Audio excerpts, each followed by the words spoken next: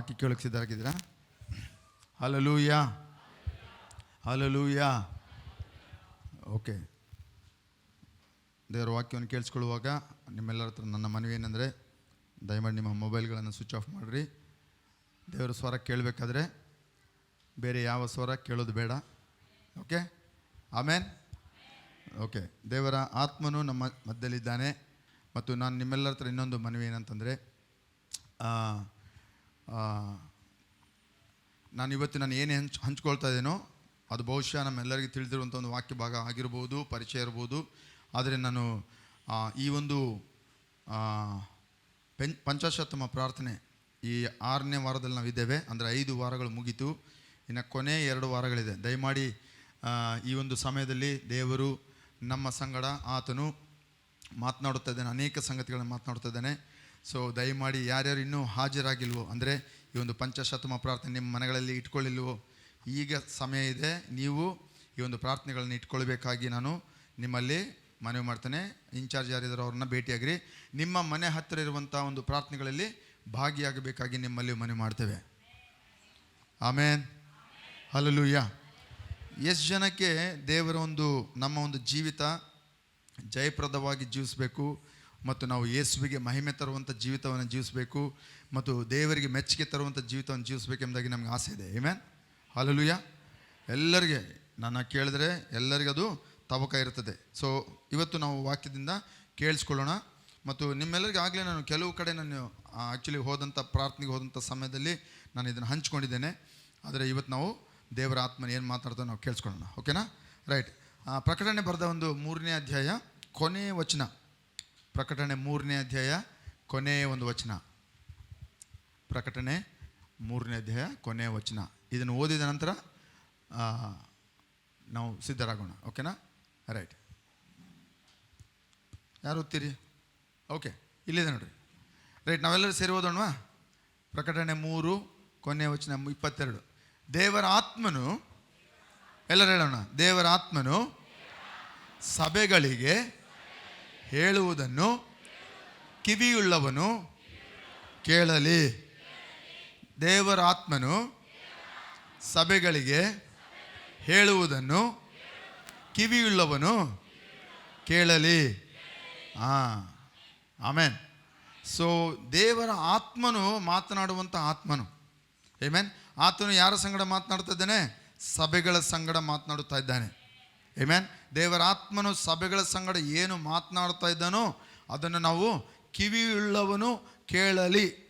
ಅಂದರೆ ಕೇಳದೇ ಇರೋರಿಗೆ ದೇವರು ಮಾತಾಡ್ತಾನ? ಕೇಳಿಸ್ಕೊಳ್ಳದೆ ಇರುವವರಿಗೆ ದೇವರು ಮಾತಾಡ್ತಾನ? ಅಥವಾ ಕೇಳಿಸ್ಕೊಳ್ಳುವಂಥ ಸಾಮರ್ಥ್ಯ ಕ್ಷಮತೆ ಇಲ್ಲ ಅನ್ನುವಂಥವ್ರ ಜೊತೆಯಲ್ಲಿ ದೇವರ ಆತ್ಮನ ಮಾತನಾಡ್ತಾನ? ಮಾತನಾಡೋದಿಲ್ಲ. ದೇವರು ಮಾತನಾಡುವಂಥ ಒಂದು ಉದ್ದೇಶ, ನೀವು ಕೇಳಿಸ್ಕೊಳ್ಳಿಕ್ಕೆ ಕ್ಷಮತೆ ಇದೆ, ನೀವು ಕೇಳಿಸ್ಕೊಳ್ಳಬಹುದು. ಕೇಳಿಸ್ಕೊಳ್ಳೋದು ಮಾತ್ರವಲ್ಲ, ಕೇಳಿದ್ದನ್ನು ನೀವು ಮಾಡಲೂಬಹುದು ಎಂಬುದಾಗಿ ಆತನಿಗೆ ಖಂಡಿತವಾಗಿ ಗೊತ್ತಿದೆ. ಆಮೆನ್. ಸೊ ಮತ್ತು ಆತನು ಮಾತನಾಡಿದರೆ ಕೇವಲ ಒಬ್ಬರಿಗಾಗಿ ಮಾತ್ರ ಮಾತನಾಡುವುದಿಲ್ಲ. ಆತನು ಮಾತನಾಡ್ತಾನೆ ಒಬ್ಬರಿಗಾಗಿ, ವೈಯಕ್ತಿಕವಾಗಿ, ನಿಮಗಾಗಿ, ಆತನು ನಿಮ್ಮ ವೈಯಕ್ತಿಕ ಜೀವಿತಕ್ಕಾಗಿ ಮಾತನಾಡ್ತಾನೆ. ಆದರೆ ಈ ದಿನಮಾನಗಳಲ್ಲಿ ಸಭೆಯ ಸಂಗಡ ಆತನು ಮಾತನಾಡ್ತಾನೆ. ಇಲ್ಲಿ ನಾವು ಪ್ರಕಟಣೆ ಒಂದು ಗ್ರಂಥದಲ್ಲಿ ಓದಿರುವಂಥ ಒಂದು ವಚನ, ಇಲ್ಲಿ ಆತನು ಸಭೆಗಳ ಸಂಗಡ ಮಾತನಾಡ್ತಾನೆ. ಗಟ್ಟಿಯಾಗಿ ಹಲ್ಲೆಲೂಯಾ ಹೇಳ್ರಿ. ಸಭೆಯೆಲ್ಲ ಜೋರಾಗಿ ಆಮೇನ್. ಓಕೆ, ಸಭೆಯೆಲ್ಲ ಎಚ್ಚರವಾಗಿದ್ದೀರಾ ಕೇಳಿಸ್ಕೊಳ್ಳಿಕ್ಕೆ? ಎಸ್. ಸೊ ದೇವರ ಆತ್ಮನು ನಮ್ಮ ಸಂಗಡ ಮಾತನಾಡುತ್ತಾ ಇದ್ದಾನೆ. ಪಕ್ಕದಲ್ಲಿ ನೋಡ್ರಿ, ನಮ್ಮ ಸಂಗಡ ದೇವರ ಆತ್ಮನು ಮಾತನಾಡುತ್ತಾನೆ, ನಾವು ಕಿವಿಗೊಡಬೇಕು. ಈ ಶಾರೀರಿಕ ಕಿವಿ ಮಾತ್ರ ಅಲ್ಲ, ಇಲ್ಲಿ ಅಂದರೆ ದೇವರು ಕಿವಿಯನ್ನು ಸಹ ಮಾಡಿದ್ದಾನೆ. ನಿಮಗೆ ಕೇಳಲಿಕ್ಕೆ, ಶಾರೀರಿಕವಾಗಿ ಕೇಳಲಿಕ್ಕೆ ಕ್ಷಮತೆ ಇದೆ ಅಂತ ಗೊತ್ತು. ಆದರೆ ದೇವರು ಆತ್ಮನೇನು ನುಡಿತಾ ಇದ್ದಾನೋ ಅದನ್ನು ಕೇಳಿಸ್ಕೊಳ್ಬೇಕಂತ ಅದನ್ನು ಬಯಸ್ತಾ ಇದ್ದಾನೆ. ಕೆಲವ್ರಿಗೆ ಅರ್ಥ ಆಯಿತು, ಆಮೇನ್ ಅಂದರು. ಅರ್ಥ ಆಗದಿರೋ ಇನ್ನು ಆಮೇನ್ ಬರಲಿಲ್ಲ. ಆಮೇನ್, ಹಲ್ಲೆಲೂಯಾ. ದೇವರ ಆತ್ಮನು ನಮ್ಮ ಸಂಗಡ ಮಾತನಾಡುತ್ತಾ ಇದ್ದಾನೆ. ನಮಗೇನು ಅವಶ್ಯಕತೆ ಇದೆಯೋ ಅದನ್ನು ಮಾತನಾಡ್ತಾನೆ. ಸೊ ಈ ಸಮಯದಲ್ಲಿ ನಾನು ಕೆಲವು ದಿವಸಗಳಿಂದ ಈ ಒಂದು ದೇವರು ನಮಗೆ, ಅಂದರೆ ಆತನು ಯಾರಾಗಿದ್ದಾನೆ, ಏನು ಮಾಡುತ್ತಾನೆ ಅನ್ನುವಂಥ ಒಂದು ಸಂಗತಿ ನಮಗೆ ಆತನು ಬಯಲು ಮಾಡಿದನು. ನಾವು ಮೊದಲಿಂದ ಈ ಒಂದು ವಚನ, ಈ ಒಂದು ಅಂದರೆ ಹೇಳಿಕೆ ಅಥವಾ ಈ ಒಂದು ವಾಕ್ಯ ನನ್ನ ಹೃದಯದಲ್ಲಿ ನಾಟಿಕೊಂಡಿದೆ. ಸತತವಾಗಿ ದೇವರು ಇದನ್ನು ಮಾತಾಡ್ತಾ ಇದ್ದಾನೆ. ಏನು ಮಾತಾಡ್ತಿದ್ದಾನೆ ಇಲ್ಲಿ? ನಾವು ಪ್ರಿಂಟಲ್ಲಿ ಹಾಕಿದ್ದೀವಲ್ಲ, ಏನು ಹೇಳ್ರಿ? ವೇಗವಾಗಿ ಉನ್ನತಕ್ಕೆ ಎತ್ತುವಂಥ ದೇವರ ಇಂಗ್ಲೀಷಲ್ಲಿದೆ. ಓಕೆ, ಇಂಗ್ಲೀಷಲ್ಲಿದೆ. ಸೊ ವೇಗವಾಗಿ ಉನ್ನತಕ್ಕೆ ನಮ್ಮನ್ನು ಆತನು ತೆಗೆದುಕೊಂಡು ಹೋಗುವಂಥ ದೇವರು. ಆಮೆನ್. ಪಕ್ಕದಲ್ಲಿ ನೋಡ್ರಿ, ವೇಗವಾಗಿ ಉನ್ನತಕ್ಕೆ ತೆಗೆದುಕೊಂಡು ಹೋಗುತ್ತಾನೆ. ಆಮೆನ್. ಸೊ ದೇವರು ಆತನು ಏನೋ ಮಾಡೋದ್ರಿಂದಲ್ಲ, ಆತನ ಆಗಲೇ ನಮಗೆ ಇದಕ್ಕಾಗಿ ಶ್ರೇಷ್ಠ ರಕ್ಷಣೆಯನ್ನು ಕೊಟ್ಟಿದ್ದಾನೆ. ನನ್ನ ಜೊತೆ ಹೇಳ್ರಿ, ಇವತ್ತು ನಾವು ಭಾಳ ಅರಿಕೆ ಮಾಡೋಣ. ಶ್ರೇಷ್ಠ ರಕ್ಷಣೆ ಅಂತ ಹೇಳ್ರಿ. ಏನು ಕೊಟ್ಟಿದ್ದಾನೆ ಯೇಸು? ಎಂಥ ರಕ್ಷಣೆ ಕೊಟ್ಟಿದ್ದಾನೆ ನಿಮಗೆ? ಶ್ರೇಷ್ಠ ರಕ್ಷಣೆ ಕೊಟ್ಟಿದ್ದಾನೆ. ಈ ವೇಗವಾಗಿ ಉನ್ನತಕ್ಕೆ ಹೋಗಲಿಕ್ಕೆ ಏನು ಅರ್ಹತೆ ಬೇಕೋ, ಏನು ಒಂದು ನಮಗೆ ಅವಶ್ಯಕತೆ ಇದೆಯೋ, ನಮ್ಮ ಆ ಜೀವಿತದಲ್ಲಿ ಅಗತ್ಯತೆ ಏನಿದೆಯೋ ಅದನ್ನು ಆತನು ಮಾಡಿದ್ದಾನೆ. ಅದೇನು ಗೊತ್ತಾ? ಶ್ರೇಷ್ಠ ರಕ್ಷಣೆ. ನಮ್ಮೆಲ್ಲರಿಗಿರುವಂಥದ್ದು ಈ ಶ್ರೇಷ್ಠ ರಕ್ಷಣೆ. ಯಾಕೆ ಇದು ಶ್ರೇಷ್ಠವಾಯಿತು? ಯಾಕೆ ಇದು ಈ ರಕ್ಷಣೆ ಅದು ಶ್ರೇಷ್ಠವಾದದ್ದು ಅಂತಂದರೆ, ನಾವು ಹಣ ಕೊಡಲಿಲ್ಲ, ಉಚಿತವಾಗಿ ಪಡ್ಕೊಂಡ್ವಿ, ಸುಮ್ಮನೆ ನಮ್ಮ ನಂಬಿಕೆ ಇಟ್ವಿ, ನಮಗೆ ಈ ರಕ್ಷಣೆ ಸ್ವಾಮಿ ಕೊಟ್ಟ. ಆದರೆ ಇದಕ್ಕೆ ಬೆಲೆ ಯಾರು ಸಲ್ಲಿಸಿದರು? ಈ ಶ್ರೇಷ್ಠ ರಕ್ಷಣೆಗೆ ಬೆಲೆ ಯಾರು ಸಲ್ಲಿಸಿದರು? ಯೇಸು ತಾನೇ. ಆತನು ಪರಲೋಕವನ್ನು ಬಿಟ್ಟು ಭೂಲೋಕಕ್ಕೆ ಆತನು ಇಳಿದು ಬರಬೇಕಾಯಿತು. ಆಮೇಲೆ ಆತನು ತನ್ನ ಜೀವಿತವನ್ನು ತ್ಯಾಗ ಮಾಡಬೇಕಾಯಿತು. ತನ್ನ ಒಂದು ದೇಹದಲ್ಲಿ ನೋವನ್ನು ಅನುಭವಿಸಬೇಕಾಯಿತು. ಬಾಸುಂಡೆಗಳಿಂದ ಹೊಡೆಯಲ್ಪಟ್ಟನು, ಆತನು ತಿವಿಯಲ್ಪಟ್ಟನು, ಚುಚ್ಚಲ್ಪಟ್ಟನು, ಮುಳ್ಳಿನ ಕಿರೀಟ ಇಡಲ್ಪಟ್ಟರು, ಮೊಳೆಯಿಂದ ಹೊಡೆಸಿಕೊಂಡನು. ಈ ಥರವಾದ ಆ ಒಂದು ಘೋರವಾದಂಥ ಒಂದು ಮರಣವನ್ನು ಆತನು ಶಿಲುಬೆ ಮೇಲೆ ಅಪ್ಪಿದ, ಕೊಟ್ಟ. ಯಾಕೆ? ನೀನು ನಾನು ಈ ಶ್ರೇಷ್ಠ ರಕ್ಷಣೆಯನ್ನು ಪಡೆದುಕೊಳ್ಳಬೇಕೆಂಬುದಾಗಿ. ಹಲ್ಲೆಲೂಯಾ. ಮತ್ತೊಂದು ರೀತಿ ಪಕ್ಕದಲ್ಲಿ ನೋಡಿ ಹೇಳ್ರಿ, ಶ್ರೇಷ್ಠ ರಕ್ಷಣೆ, ನಿನಗಿರುವ ರಕ್ಷಣೆ, ಯೇಸು ಕೊಟ್ಟ ರಕ್ಷಣೆ, ಶ್ರೇಷ್ಠ ರಕ್ಷಣೆ. ಆಮೆನ್. ಹಲ್ಲೆಲೂಯಾ. ಇದ್ರ ಬಗ್ಗೆ ನಾವು ಹೆಮ್ಮೆ ಪಡಬೇಕು, ಗರ್ವ ಪಡಬೇಕು. ಯಾಕಂದರೆ ಇದರಲ್ಲೇ ನಾವು ಹೆಚ್ಚಳ ಪಡಬೇಕು. ಯಾಕೆ ಗೊತ್ತಾ? ಯೇಸು ಸ್ವಾಮಿ ನನ್ನ ಪಾಪಗಳನ್ನು ಯಾರೂ ತೆಗಿಲಿಕ್ಕೆ ಆಗ್ತಾ ಇರಲಿಲ್ಲ. ಆದರೆ ಯೇಸು ತನ್ನ ರಕ್ತವನ್ನು ಬೆಲೆ ಸಲ್ಲಿಸಿ ನನ್ನ ಪಾಪಗಳನ್ನು ತೆಗೆದು ಹಾಕಿದ್ದಾನೆ. ಪಾಪ ತೆಗೆದಿದ್ದಾನೆ, ರೋಗ ತೆಗೆದಿದ್ದಾನೆ, ಶಾಪ ತೆಗೆದಿದ್ದಾನೆ, ಎಲ್ಲ ದರಿದ್ರತನ ತೆಗೆದಿದ್ದಾನೆ. ಯೇಸು ನಮ್ಮನ್ನು ಆತನು ತನ್ನ ಮಕ್ಕಳಾಗುವಂಥ ಆ ರಕ್ಷಣೆಯನ್ನು ನಮಗೆ ದಯಪಾಲಿಸಿದ್ದಾನೆ. ಯಾರ್ಯಾರು ಆತನನ್ನು ಸ್ವೀಕಾರ ಮಾಡಿದರೋ ಅವರು ಆತನ ಮಕ್ಕಳಾಗುವಂಥ ಅಧಿಕಾರವನ್ನು ಅವರು ಪಡೆದುಕೊಂಡವರಾಗಿದ್ದಾರೆ. ಹಲ್ಲೆಲೂಯಾ. ಈ ರಕ್ಷಣೆ ಶ್ರೇಷ್ಠವಾದದ್ದು. ನಾವು ಉಚಿತವಾಗಿ ಪಡೆದುಕೊಂಡಿರ್ಬೋದು, ಆದರೆ ನಾವು ಏನು ಕ್ರಯ ಸಲ್ಲಿಸದೇ ಇರ್ಬೋದು. ನಾವು ಕೃಪೆಯಲ್ಲಿ ಹೊಂದಿಕೊಂಡಿದ್ದೇವೆ. ನಾವು ಏನು ಗಳಿಸಿ ಅದು ಏನಾದರೂ ಮಾಡಿ ಇದನ್ನು ನಾವು ರಕ್ಷಣೆಯನ್ನು ಪಡ್ಕೊಳ್ಳಿಲ್ಲ. ಯೇಸು ಸ್ವಾಮಿ ಉಚಿತವಾಗಿ ಈ ಶ್ರೇಷ್ಠ ರಕ್ಷಣೆಯನ್ನು ನಿಮಗೆ ಕೊಟ್ಟಿದ್ದಾನೆ. ಅದಕ್ಕೆ ಪೌಲನು ಹೇಳ್ತಾ ಇದ್ದಾನೆ, ಏನಂತ ಹೇಳ್ತಾನೆ ಗೊತ್ತಾ? ಫಿಲಿಪ್ಪಿಯದವರು ಬರೆದ ಪತ್ರಿಕೆಯಲ್ಲಿ, ಈ ಶ್ರೇಷ್ಠ ರಕ್ಷಣೆಯನ್ನು ನೀವು ತಾತ್ಸಾರ ಮಾಡಬೇಡ್ರಿ, ಈ ಶ್ರೇಷ್ಠ ರಕ್ಷಣೆಯನ್ನು ನೀವು ಕಡೆಗಣಿಸಬೇಡ್ರಿ, ಈ ಶ್ರೇಷ್ಠ ರಕ್ಷಣೆಯನ್ನು ನೀವು ಕಾಪಾಡಿಕೊಳ್ಳಿರಿ ಅಂತ ಪೌಲನು ಆ ಒಂದು ಸಭೆಯವರಿಗೆ ಆತನು ಎಚ್ಚರಿಸ್ತಾ ಇದ್ದಾನೆ. ದೇವರ ಆತ್ಮನು ಸಭೆ ಸಂಗಡ ಏನು ಮಾತನಾಡ್ತದನ್ನು ನಾವು ಕೇಳಿಸ್ಕೊಳ್ಳೋಣ.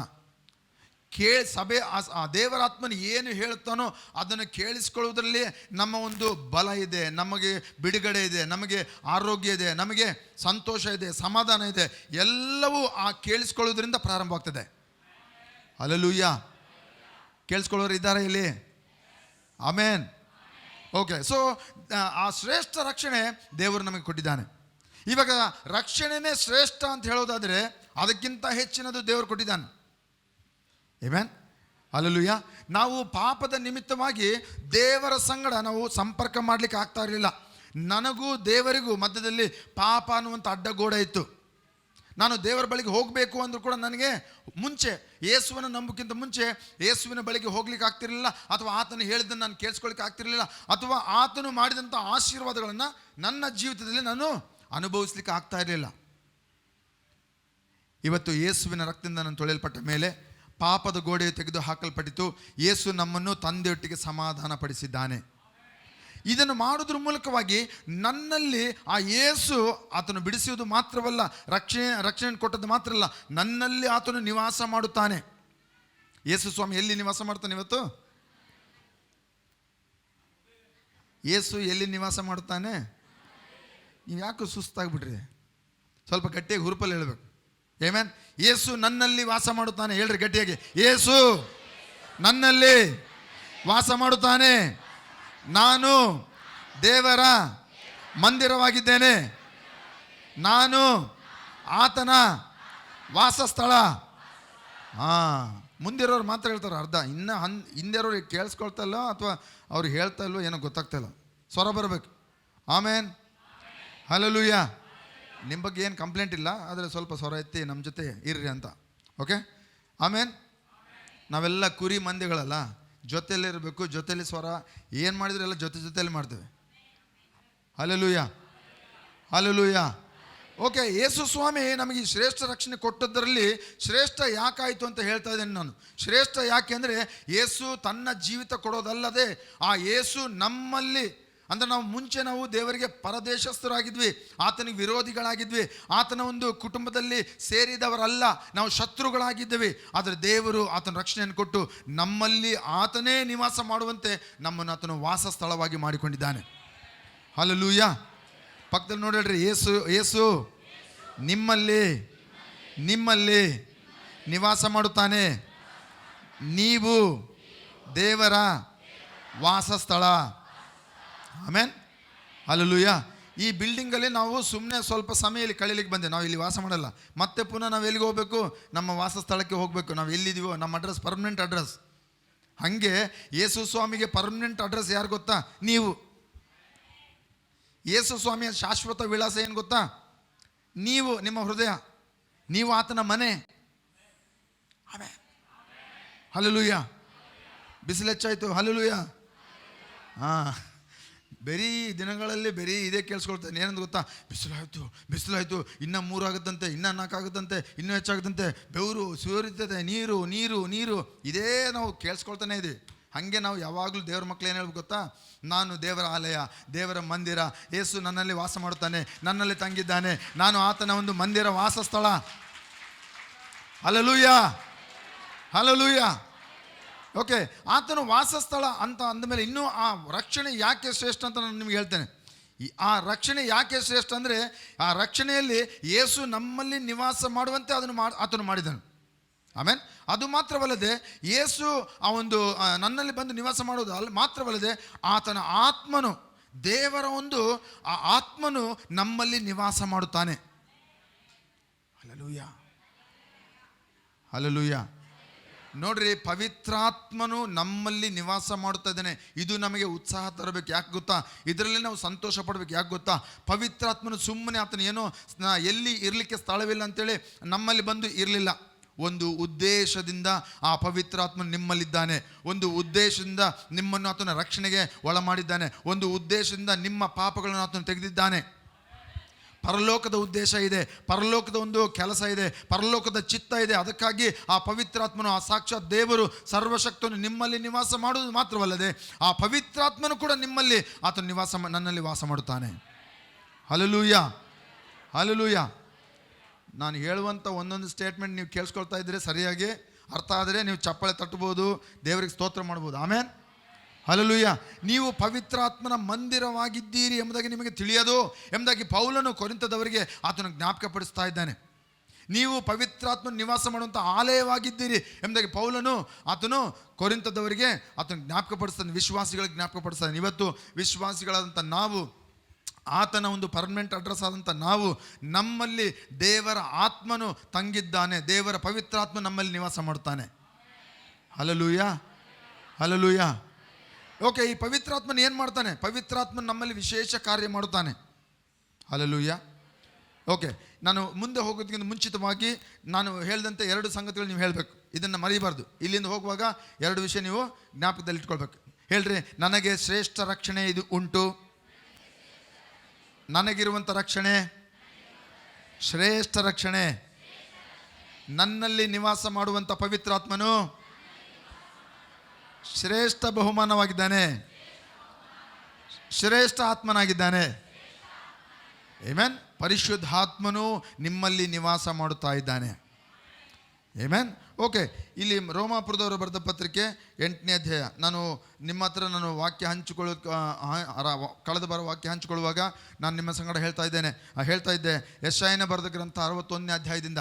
ಓಕೆ, ನೀವು ರೋಮ 8 ತೆಗಿತಾ ಇದ್ರೆ ಗೊತ್ತು ನನಗೆ. ಆದರೆ ಯೆಶಾಯ 61:1 ಹೇಳ್ತದೆ, ಕರ್ತನ ಆತ್ಮನು ನನ್ನ ಮೇಲೆ ಇದ್ದಾನೆ, ಆತನು ನನ್ನನ್ನು ಅಭಿಷೇಕಿಸಿದ್ದಾನೆ. Amen, hallelujah. ಮತ್ತು ಆತನು ನನ್ನನ್ನು ಅಭಿಷೇಕಿಸಿ ಏನು ಮಾಡಿದ್ದಾನೆ, ನನ್ನನ್ನು ಆತನು ಕಳುಹಿಸಿದ್ದಾನೆ. ನೋಡ್ರಿ ಏನಕ್ಕಂತೆ, ದೇವರಾದ ಕರ್ತನ ಆತ್ಮವು ನನ್ನ ಮೇಲಿದೆ, ಯಾಕೆಂದರೆ ದೀನರಿಗೆ ಶುಭ ಸಮಾಚಾರವನ್ನು ಸಾರುವುದಕ್ಕೆ ಕರ್ತನು ನನ್ನನ್ನು ಅಭಿಷೇಕಿಸಿದ್ದಾನೆ.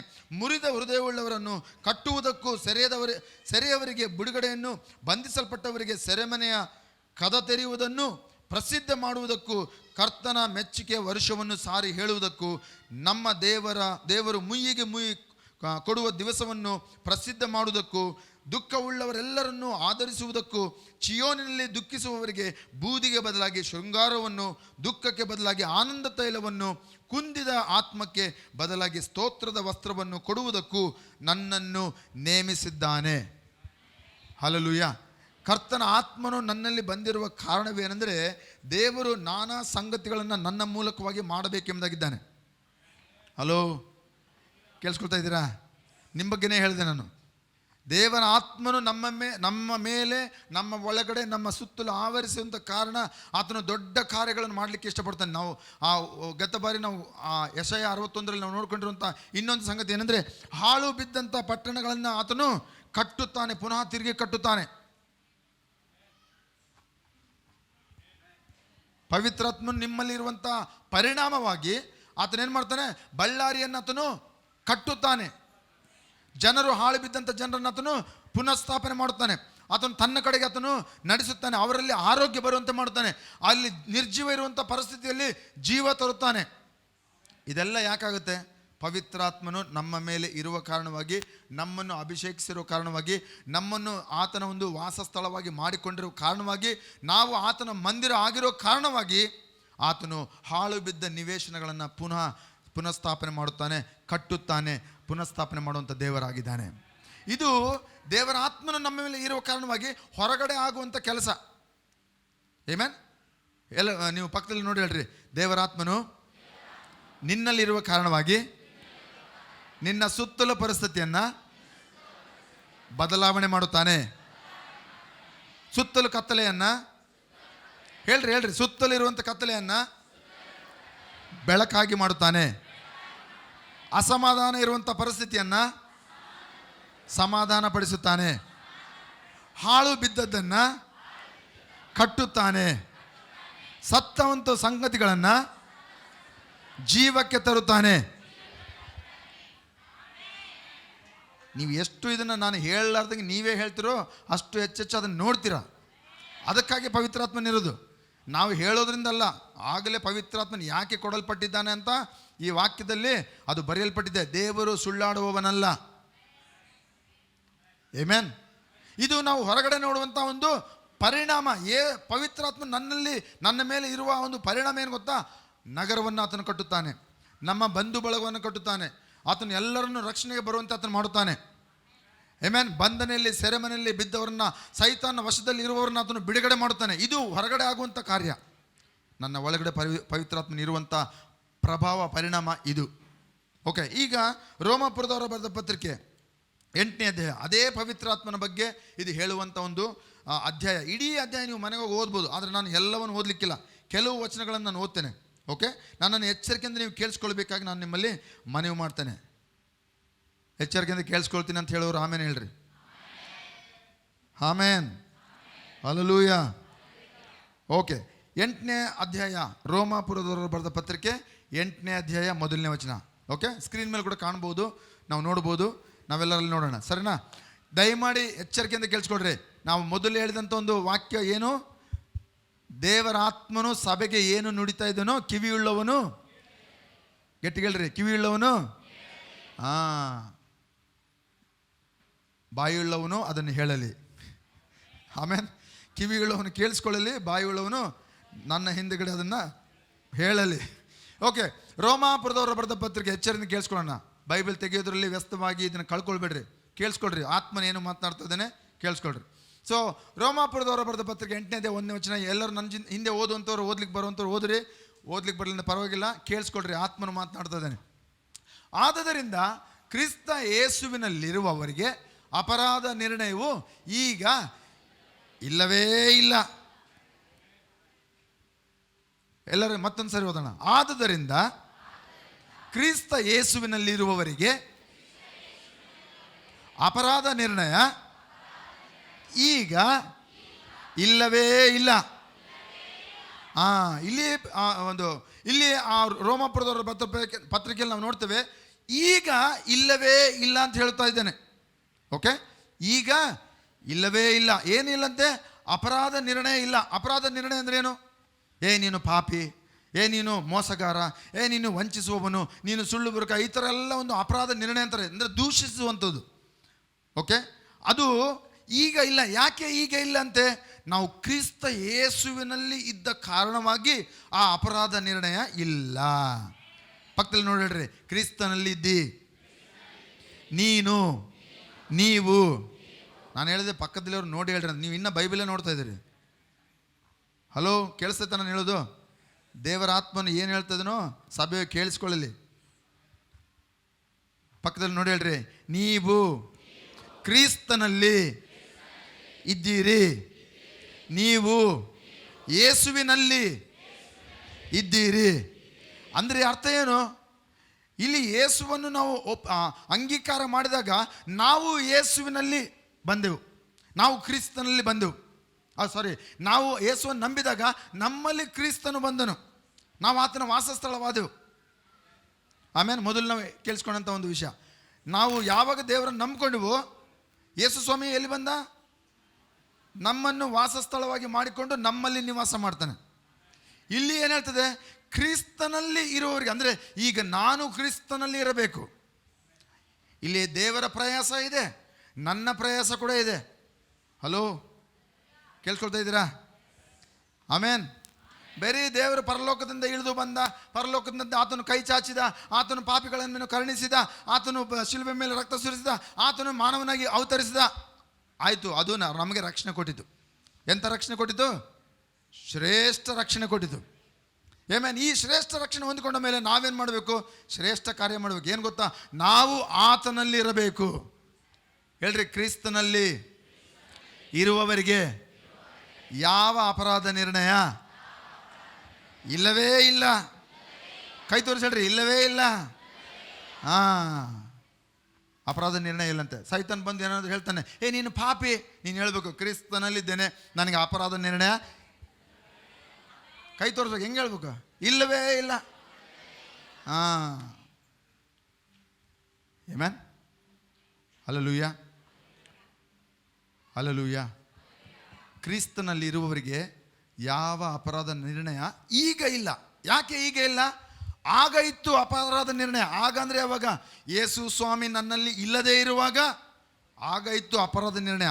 ಯೇಸು ಸ್ವಾಮಿ ಅಲ್ಲಿ ಬಂದ ಮೇಲೆ, ಅಂದರೆ ಯೇಸುವಿನಲ್ಲಿ ಈಗ ಎಲ್ಲಿದ್ದೀರಿ ನೀವು? ಇವತ್ತು ನಿಮ್ಮ ಅಡ್ರೆಸ್ ಏನು? ಯೇಸುವಿನಲ್ಲಿ. ಎಲ್ಲ ಹೇಳ್ರಿ, ಯೇಸುವಿನ ಅಡ್ರೆಸ್ ನಾನಾದರೆ ನನ್ನ ಅಡ್ರೆಸ್ ಯೇಸು. ಆಮೇನ್, ಹಲ್ಲೆಲೂಯಾ. ನಮಗೆ ಇವಾಗ ಏನಾದರೂ ಅಪ್ಲಿಕೇಶನ್ ಬರೆದ್ರೆ ನಿಮ್ಮ ಪರ್ಮನೆಂಟ್ ಅಡ್ರೆಸ್ ಬರೀರಿ ಅಂತ ಹೇಳ್ತಾರೆ. ಶಾಶ್ವತ ವಿಳಾಸ ಏನು, ಎಲ್ಲಿರ್ತೀರಿ ನೀವು, ನಿಮ್ಮ ಆಧಾರ್ ಕಾರ್ಡಲ್ಲಿ ಅಡ್ರೆಸ್ ಏನಿದೆ ಅದು ಕೊಡ್ರಿ ಅಂತಾರೆ. ನೀವು ಆಧಾರ್ ಕಾರ್ಡಲ್ಲಿ ಏನು ಅಡ್ರೆಸ್ ಹಾಕಿರ್ತೀರೋ ಎಲ್ಲ ಡಾಕ್ಯುಮೆಂಟಲ್ಲಿ ಅದೇ ಅಡ್ರೆಸ್, ನಿಮ್ಮದು ಪರ್ಮನೆಂಟ್ ಅಡ್ರೆಸ್ ಅದು. ಹೌದಾ? ಒಪ್ಕೊಳ್ತೀರಾ? ನೀವು ಯಾವುದಾದ್ರೂ ಒಂದು ವೋಟರ್ ಐ ಡಿ ನಿಮ್ಮ ಮನೆಗೆ ಬರಬೇಕಂತಂದರೆ ಆಧಾರ್ ಕಾರ್ಡಲ್ಲಿ ಯಾವ ಅಡ್ರೆಸ್ ಕೊಟ್ಟಿರೋ ಅದೇ ಅಡ್ರೆಸ್ಗೆ ಹೋಗ್ತದೆ. Amen, hallelujah. ಇವತ್ತು ನಮ್ಮ ಪರ್ಮನೆಂಟ್ ಅಡ್ರೆಸ್ ಏನು ಗೊತ್ತಾ? ಸೈತಾನಿಗೆ ಚೆನ್ನಾಗಿ ಗೊತ್ತು, ಕ್ರೈಸ್ತರು ಗೊತ್ತಿಲ್ಲ. ನಮ್ಮ ಪರ್ಮನೆಂಟ್ ಅಡ್ರೆಸ್ ಏನು ಗೊತ್ತಾ? ನಾವು ಕ್ರಿಸ್ತನಲ್ಲಿ ಇದ್ದೇವೆ.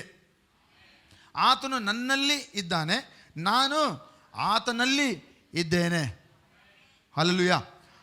ಆತನು ನನ್ನಲ್ಲಿರುವುದು ಅದು ಆತನು ಮಾಡಿದಂಥ ಕೃಪೆ, ಕರುಣೆ, ರಕ್ಷಣೆ, ಅದನ್ನು ನಾವು ರಕ್ಷಣೆ ಅಂತೀವಿ. ಆದರೆ ನಾನು ಪ್ರಯಾಸದಿಂದ ಆತನಲ್ಲಿ ಇರಬೇಕು. ಯಾವಾಗ ನಾನು ಕ್ರಿಸ್ತನಲ್ಲಿ ಇರುತ್ತೇನೋ ನನಗೆ ಅಪರಾಧ ನಿರ್ಣಯ ಇಲ್ಲ. ಎಲ್ಲರೂ ಇಲ್ಲವೇ ಇಲ್ಲ. ಓಕೆ, ಈಗ ಕ್ರಿಸ್ತನಲ್ಲಿ ಇರುವ ಕಾರಣವಾಗಿ ನಿಮಗೆ ಅಪರಾಧ ನಿರ್ಣಯ ಇಲ್ಲ. Amen, hallelujah. ಓಕೆ, ಮತ್ತೆ ವಾಕ್ಯ ಓದೋಣ. 8ನೇ ಅಧ್ಯಾಯ, ರೋಮಾಪುರದವರು ಬರೆದ ಪತ್ರಿಕೆ 8ನೇ ಅಧ್ಯಾಯ 1ನೇ ವಚನ. ಆದದರಿಂದ, ಇವ ನೋಡ್ರಿ, ಆದದರಿಂದ ಅಂತ ಹೇಳಿದ್ರೆ ಏನೋ ಹೇಳ್ತಾ ಇದ್ದಾನೆ ಪೌಲನು. ಅದೆಲ್ಲ ಹೇಳಿದ ಮೇಲೆ 7 ಅಧ್ಯಾಯಗಳಲ್ಲಿ ಏನೋ ಹೇಳಿದ ಮೇಲೆ ಆತನು ಈಗ ಹೇಳ್ತಾನೆ ಕನ್ಕ್ಲೂಷನ್, ಆದುದರಿಂದ. ಓಕೆ, ಇಲ್ಲಿ ಕೆಲವರು ಮ್ಯಾಥ್ಸ್ ಮಾಡೋರೆಲ್ಲ ನಿಮಗೆ ದೇರ್ ಫೋರ್ ಅಂತ ಬರೀತಾರೆ, ಅಂದರೆ ಆದುದರಿಂದ ಅಂತ ಬರೀತಾರೆ. ಬರೆದುಬಿಟ್ಟು ಒಂದು ಫಾರ್ಮುಲಾ ಇರ್ತದೆ, ಆ ಫಾರ್ಮುಲಾ ಬರೆದು ಈ ಫಾರ್ಮುಲಾ ಪ್ರಕಾರ, ಈ ನಿಯಮದ ಪ್ರಕಾರ, ಈ ಒಂದು ನಿಯಮದ ಒಂದು ಪರಿಣಾಮವಾಗಿ ಇದು ಆಗುತ್ತದೆ.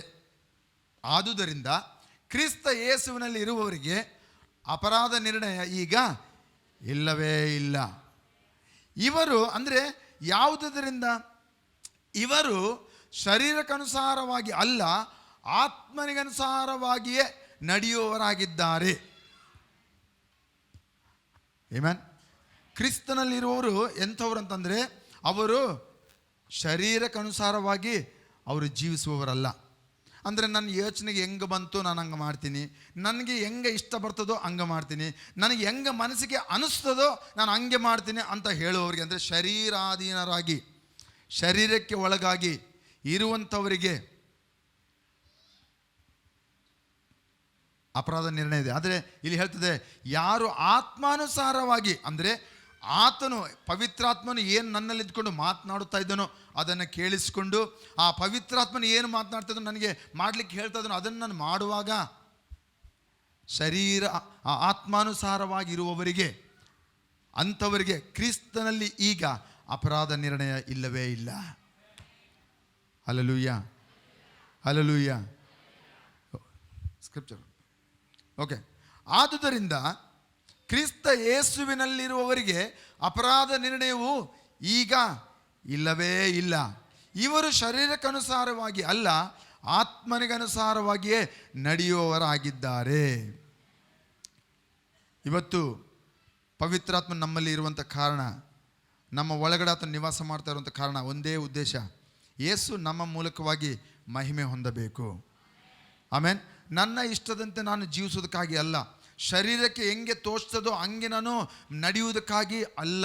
ಪವಿತ್ರಾತ್ಮನು ನಮ್ಮ ಒಳಗಡಿದ್ದಾನೆ. ಯೇಸು ಸ್ವಾಮಿ ಪವಿತ್ರಾತ್ಮನನ್ನು ಪರಿಚಯ ಮಾಡಿಸುವಾಗ ಆ ಒಂದು ಯೋಹಾನ ಬರೆದ ಸುವಾರ್ತೆ 12, 13, 14, 15 ನೀವು ಮನೆಗೆ ಹೋಗಿ ಓದ್ರಿ. ಅದರಲ್ಲಿ ಪವಿತ್ರಾತ್ಮನ ಒಂದು ಪರಿಚಯವನ್ನು ಮಾಡಿಸ್ತಾ ಇದ್ದಾನೆ. ಯಾರು ಮಾಡಿಸ್ತಾ ಇದ್ದಾರೆ? ಯಾರು ಪರಿಚಯ ಮಾಡಿಸ್ತಾ ಇದ್ದಾರೆ? ಯಾರು ಪರಿಚಯ ಮಾಡಿಸ್ತಿದ್ದಾರೆ ರೀ? ನೀವೇನು ಹಂಗೆ ನೋಡ್ತಾ ಇದ್ದೀರಿ? ನಾನು ಏನೋ ಒಳ್ಳೆ ವಿಲನ್ ನೋಡ್ದಂಗೆ ನೋಡ್ತಾ ಇದ್ದೀರಿ. ಪವಿತ್ರಾತ್ಮನನ್ನು ಯಾರು ಪರಿಚಯ ಮಾಡಿಸ್ತಾ ಇದ್ದಾರೆ? ಗಟ್ಟಿಗೆ ಹೇಳ್ರಿ, ಯಾರು ಪರಿಚಯ ಮಾಡಿಸ್ತಾರೆ? ಒನ್ನೂರು ಗಟ್ಟಿಗೆ ಹೇಳ್ಬೇಕು. ಯಾರು ಪರಿಚಯ ಮಾಡಿಸ್ತಾರೆ? ಕಾಳಿ. ಯೇಸು ಪರಿಚಯ ಮಾಡಿಸ್ತಾ ಇದ್ದಾನೆ, ಯಾರೂ ಅಲ್ಲ. ವಿಶೇಷ ವ್ಯಕ್ತಿ, ವಿಶೇಷ ವ್ಯಕ್ತಿಯ ಬಗ್ಗೆ ಪರಿಚಯ. ಯಾರಿಗೆ ಪರಿಚಯ ಮಾಡಿಸ್ತಾ ಇದ್ದಾನೆ? ಶಿಷ್ಯರಿಗೆ ಹೇಳ್ತಾ ಇದ್ದಾನೆ. ಆ ಪವಿತ್ರಾತ್ಮನು ಬಂದಾಗ ನಾನು ಹೋಗುವುದು ಉತ್ತಮ, ಯಾಕಂದರೆ ನಾನು ಯೆರೂಸಲೇಮಿಗೆ ಹೋಗಿ ಸತ್ತು ಹೂಣಲ್ಪಟ್ಟು ಮೂರನೇ ದಿನಕ್ಕೆ ನಾನು ಎದ್ದು ಬರೋಕೆ, ಆದರೆ ನಾನು ಇಲ್ಲದೇ ಇರುವಾಗ ನಿಮಗಾಗಿ ಒಬ್ಬ ಆದರಣೆಕರ್ತನನ್ನು ನಾನು ಕಳಿಸುತ್ತೇನೆ. ಯಾರು ಆದರಣೆಕರ್ತ? ಯಾರು? ಎಲ್ಲಡ್ರಿ ಪವಿತ್ರಾತ್ಮ. ಗಟ್ಟಿಗೆ ಹೇಳ್ರಿ, ಪವಿತ್ರಾತ್ಮ. ನೀವು ಇನ್ನೂ ಹುರುಪಲ್ಲಿ ಹೇಳಬೇಕು. ಯಾರು ಆದರಣೆಕರ್ತ? ಪವಿತ್ರಾತ್ಮ. ನೀವು ಗಟ್ಟಿಯಾಗಿ ಹೇಳಿಲ್ಲ ಅಂದರೆ ಏನೋ ಕಣ್ಣು ತೆಗೆದು ನಿದ್ದೆ ಮಾಡ್ತಾ ಇದ್ದೀರಿ ಅನ್ನೋ ಅಂತ ಅನಿಸುತ್ತೆ ನನಗೆ. ಕೆಲವರು ಸ್ಪೆಷಲ್ ಪೀಪಲ್ ಇದ್ದಾರೆ, ಕಣ್ಣು ತೆಗೆದಿರ್ತದೆ ಆದರೆ ನಿದ್ದೆ ಹೋಗಿಬಿಟ್ಟಿರ್ತಾರೆ. ಅಂಥವ್ರು ನೋಡಿನ್ರಿ. ನನ್ನೇ ನೋಡ್ತಿದ್ದಾರೆ ಅನ್ಕೊಂತೀನಿ ನಾನು. ಸುಮ್ಮನೆ ಅಲ್ಲಾಡ್ದಂಗೆ ಅಲ್ಲೆಲ್ಲೂ ಇಲ್ಲ, ಆಮೇಲೆ ಸುಮ್ಮನೆ ಹಿಂಗೇ ನೋಡ್ತಿದ್ದಾರೆ. ದಯಮಾಡಿ ಇವಾಗ ವಿಜ್ಞಾಪನೆ ಪ್ರಾರ್ಥನೆ ಮಾಡಬೇಡ್ರಿ. ಇವಾಗ ದೇವರ ಆತ್ಮನ ಸಭೆಗೆ ಏನು ನೋಡ್ತಿದ್ರು ಅದನ್ನು ನಾವು ಕೇಳಿಸ್ಕೊಳ್ಳೋಂಥ ಸಮಯ ಇದು. ಆಮೇನ್. ಓಕೆ. ನಿಮಗಾಗಿ ಒಬ್ಬ ಆದರಣೆಕರ್ತನು ಕಳುಹಿಸಿಕೊಡುತ್ತೇನೆ. ಯಾರು ಹೇಳಿದರು? ಯೇಸು ಪವಿತ್ರಾತ್ಮನ ಬಗ್ಗೆ ಹೇಳುತ್ತಾ ಶಿಷ್ಯರಿಗೆ ಇದನ್ನು ಹೇಳುತ್ತಾನೆ. ಆಮೆನ್. ನಾನು ಹೋಗುವುದು ಲೇಸು, ನಾನು ಹೋಗದೇ ಇದ್ದರೆ ಪವಿತ್ರಾತ್ಮನು ಬರುವುದಿಲ್ಲ. ಪವಿತ್ರಾತ್ಮನು ಬಂದರೆ ಏನಾಗ್ತದೆ? ಪವಿತ್ರಾತ್ಮನು ನಿಮ್ಮ ಜೊತೆಯಲ್ಲಿ ಆತನು ಯಾವಾಗಲೂ ಇರುತ್ತಾನೆ. ಪವಿತ್ರಾತ್ಮನು ನಿಮಗೆ ಯಾವಾಗಲೂ ಸಹಾಯ ಮಾಡುತ್ತಾನೆ. ಪವಿತ್ರಾತ್ಮನು ಯಾವಾಗಲೂ ಯೇಸುವನ್ನು ಮಹಿಮೆ ಪಡಿಸುತ್ತಾನೆ. ಪವಿತ್ರಾತ್ಮನು ನಿಮ್ಮನ್ನು ನಡೆಸುತ್ತಾನೆ, ಮುನ್ನಡೆಸುತ್ತಾನೆ. ಪವಿತ್ರಾತ್ಮನು ನಿಮಗೆ ಮಾರ್ಗದರ್ಶನ ತೋರಿಸುತ್ತಾನೆ. ಪವಿತ್ರಾತ್ಮನು ಯೇಸು ಹೇಳಿದ್ದೆಲ್ಲವನ್ನ ಜ್ಞಾಪಕಪಡಿಸಿ ನಿಮ್ಮನ್ನು ಸತ್ಯದಲ್ಲಿ ನಡೆಸುತ್ತಾನೆ. ಚೆನ್ನಾಗಿ ಅರ್ಥ ಆಗಿದ್ರೆ ಚೆನ್ನಾಗಿ ಚಪ್ಪಾಳೆ ಹೊಡಿಬೇಕು. ಎಲೆಗೆ ಸುಣ್ಣ ಹಚ್ಚಬೇಡ್ರಿ. ಆಮೇನ್. ಹಲ್ಲೆಲೂಯಾ. ಪವಿತ್ರಾತ್ಮನ ಇಲ್ಲದೆ ಆ ಯೇಸುಗಾಗಿ ನಾವು ಜೀವಿಸಲಿಕ್ಕೆ ಸಾಧ್ಯವೇ ಇಲ್ಲ. ಪವಿತ್ರಾತ್ಮನ ಇಲ್ಲದೆ ನಾವು ಪ್ರಾರ್ಥನೆ ಮಾಡಲಿಕ್ಕೆ ಆಗೋದಿಲ್ಲ. ಪವಿತ್ರಾತ್ಮನ ಇಲ್ಲದೆ ಈ ಲೋಕದಲ್ಲಿ ನಾವು ಯೇಸುವಿನ ಚಿತ್ತವನ್ನು ಮಾಡಲಿಕ್ಕೆ ಆಗೋದಿಲ್ಲ. ಪವಿತ್ರಾತ್ಮನ ಒಂದು ಪ್ರಪ್ರಥಮ ಒಂದು ಅವಶ್ಯಕತೆ ನಮಗಿದೆ. ಇದಕ್ಕಿಂತ ಹೆಚ್ಚು ನಾನು ಕೂಗಿ ಹೇಳೋಕ್ಕಾಗಲ್ಲ. ಹೇಳೋಕ್ಕಾದ್ರೆ ಅದು ಕೂಡ ಹೇಳೋಕ್ಕೆ ರೆಡಿ. ಪವಿತ್ರಾತ್ಮನಿಲ್ಲದಂತೆ ನಾವು ಬದುಕಲಿಕ್ಕೆ ಆಗೋದಿಲ್ಲ. ಪವಿತ್ರಾತ್ಮ ನಮಗೆ ಅವಶ್ಯಕತೆ ಆಗಿದ್ದಾನೆ. ಅದಕ್ಕಾಗಿ ಯೇಸು ಸ್ವಾಮಿ ಹೇಳ್ದ, ನಾನು ಹೋಗುವುದು ಉತ್ತಮ, ನಾನು ಹೋದರೆ ಆ ಪವಿತ್ರಾತ್ಮನು ಬರ್ತಾನೆ. ಬಂದರೆ ಏನಂತೆ? ಪವಿತ್ರಾತ್ಮನು ಬಂದರೆ ಆತ ನಿಮಗೆ ಸಹಾಯ ಮಾಡುತ್ತಾನೆ. ಇವತ್ತು ಕ್ರೈಸ್ತವರು ಸೋತು ಹೋಗುವಂಥ ಜೀವಿತ ಜೀವಿಸ್ತಾ ಇದ್ದಾರೆ. ಯಾಕೆ ಗೊತ್ತಾ? ಆ ಪವಿತ್ರಾತ್ಮನ ಅವಲಂಬನೆಗೊಂಡು ಅವರು ಜೀವನ ಮಾಡ್ತಾ ಇಲ್ಲ.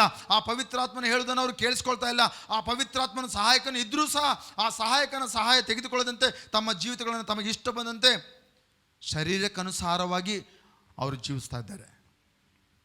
ನಮ್ಮ ಕ್ರೈಸ್ತವ ಜೀವಿತ, ಈ ಒಂದು ವಿಶ್ವಾಸದ ಜೀವಿತ ಯೇಸುಗಾಗಿ ಮಾತ್ರ, ಯೇಸುವಿನ ಒಂದು ಮಹಿಮೆಗಾಗಿ ನಾನು ಜೀವಿಸ್ತೇನೆ ಅಂತ ಹೇಳುವವರು ಆ ಪವಿತ್ರಾತ್ಮನ ಸಹಾಯಕನನ್ನು ಕೇಳಿಕೊಂಡು, ಆ ಸಹಾಯಕನ ಒಂದು ಸಹಾಯವನ್ನು ತೆಗೆದುಕೊಂಡು ಆತನು ಹೇಳುವಂಥ ನುಡಿಗಳನ್ನು ಕೇಳಿಸಿಕೊಂಡು ಸತ್ಯದಲ್ಲಿ, ಜಯದಲ್ಲಿ, ಎಲ್ಲ ಒಂದು ಯಾವ ಭಯವಿಲ್ಲದಂತೆ ನಿರ್ಭಯವಾಗಿ ಅವರು ಎಲ್ಲ ಸ್ಥಳಗಳಲ್ಲಿ, ಎಲ್ಲ ಸಮಯಗಳಲ್ಲಿ ಜಯಶಾಲಿಗಳಿಗಿಂತ ಹೆಚ್ಚಾಗಿ ಅವರು ಬದುಕುತ್ತಾರೆ.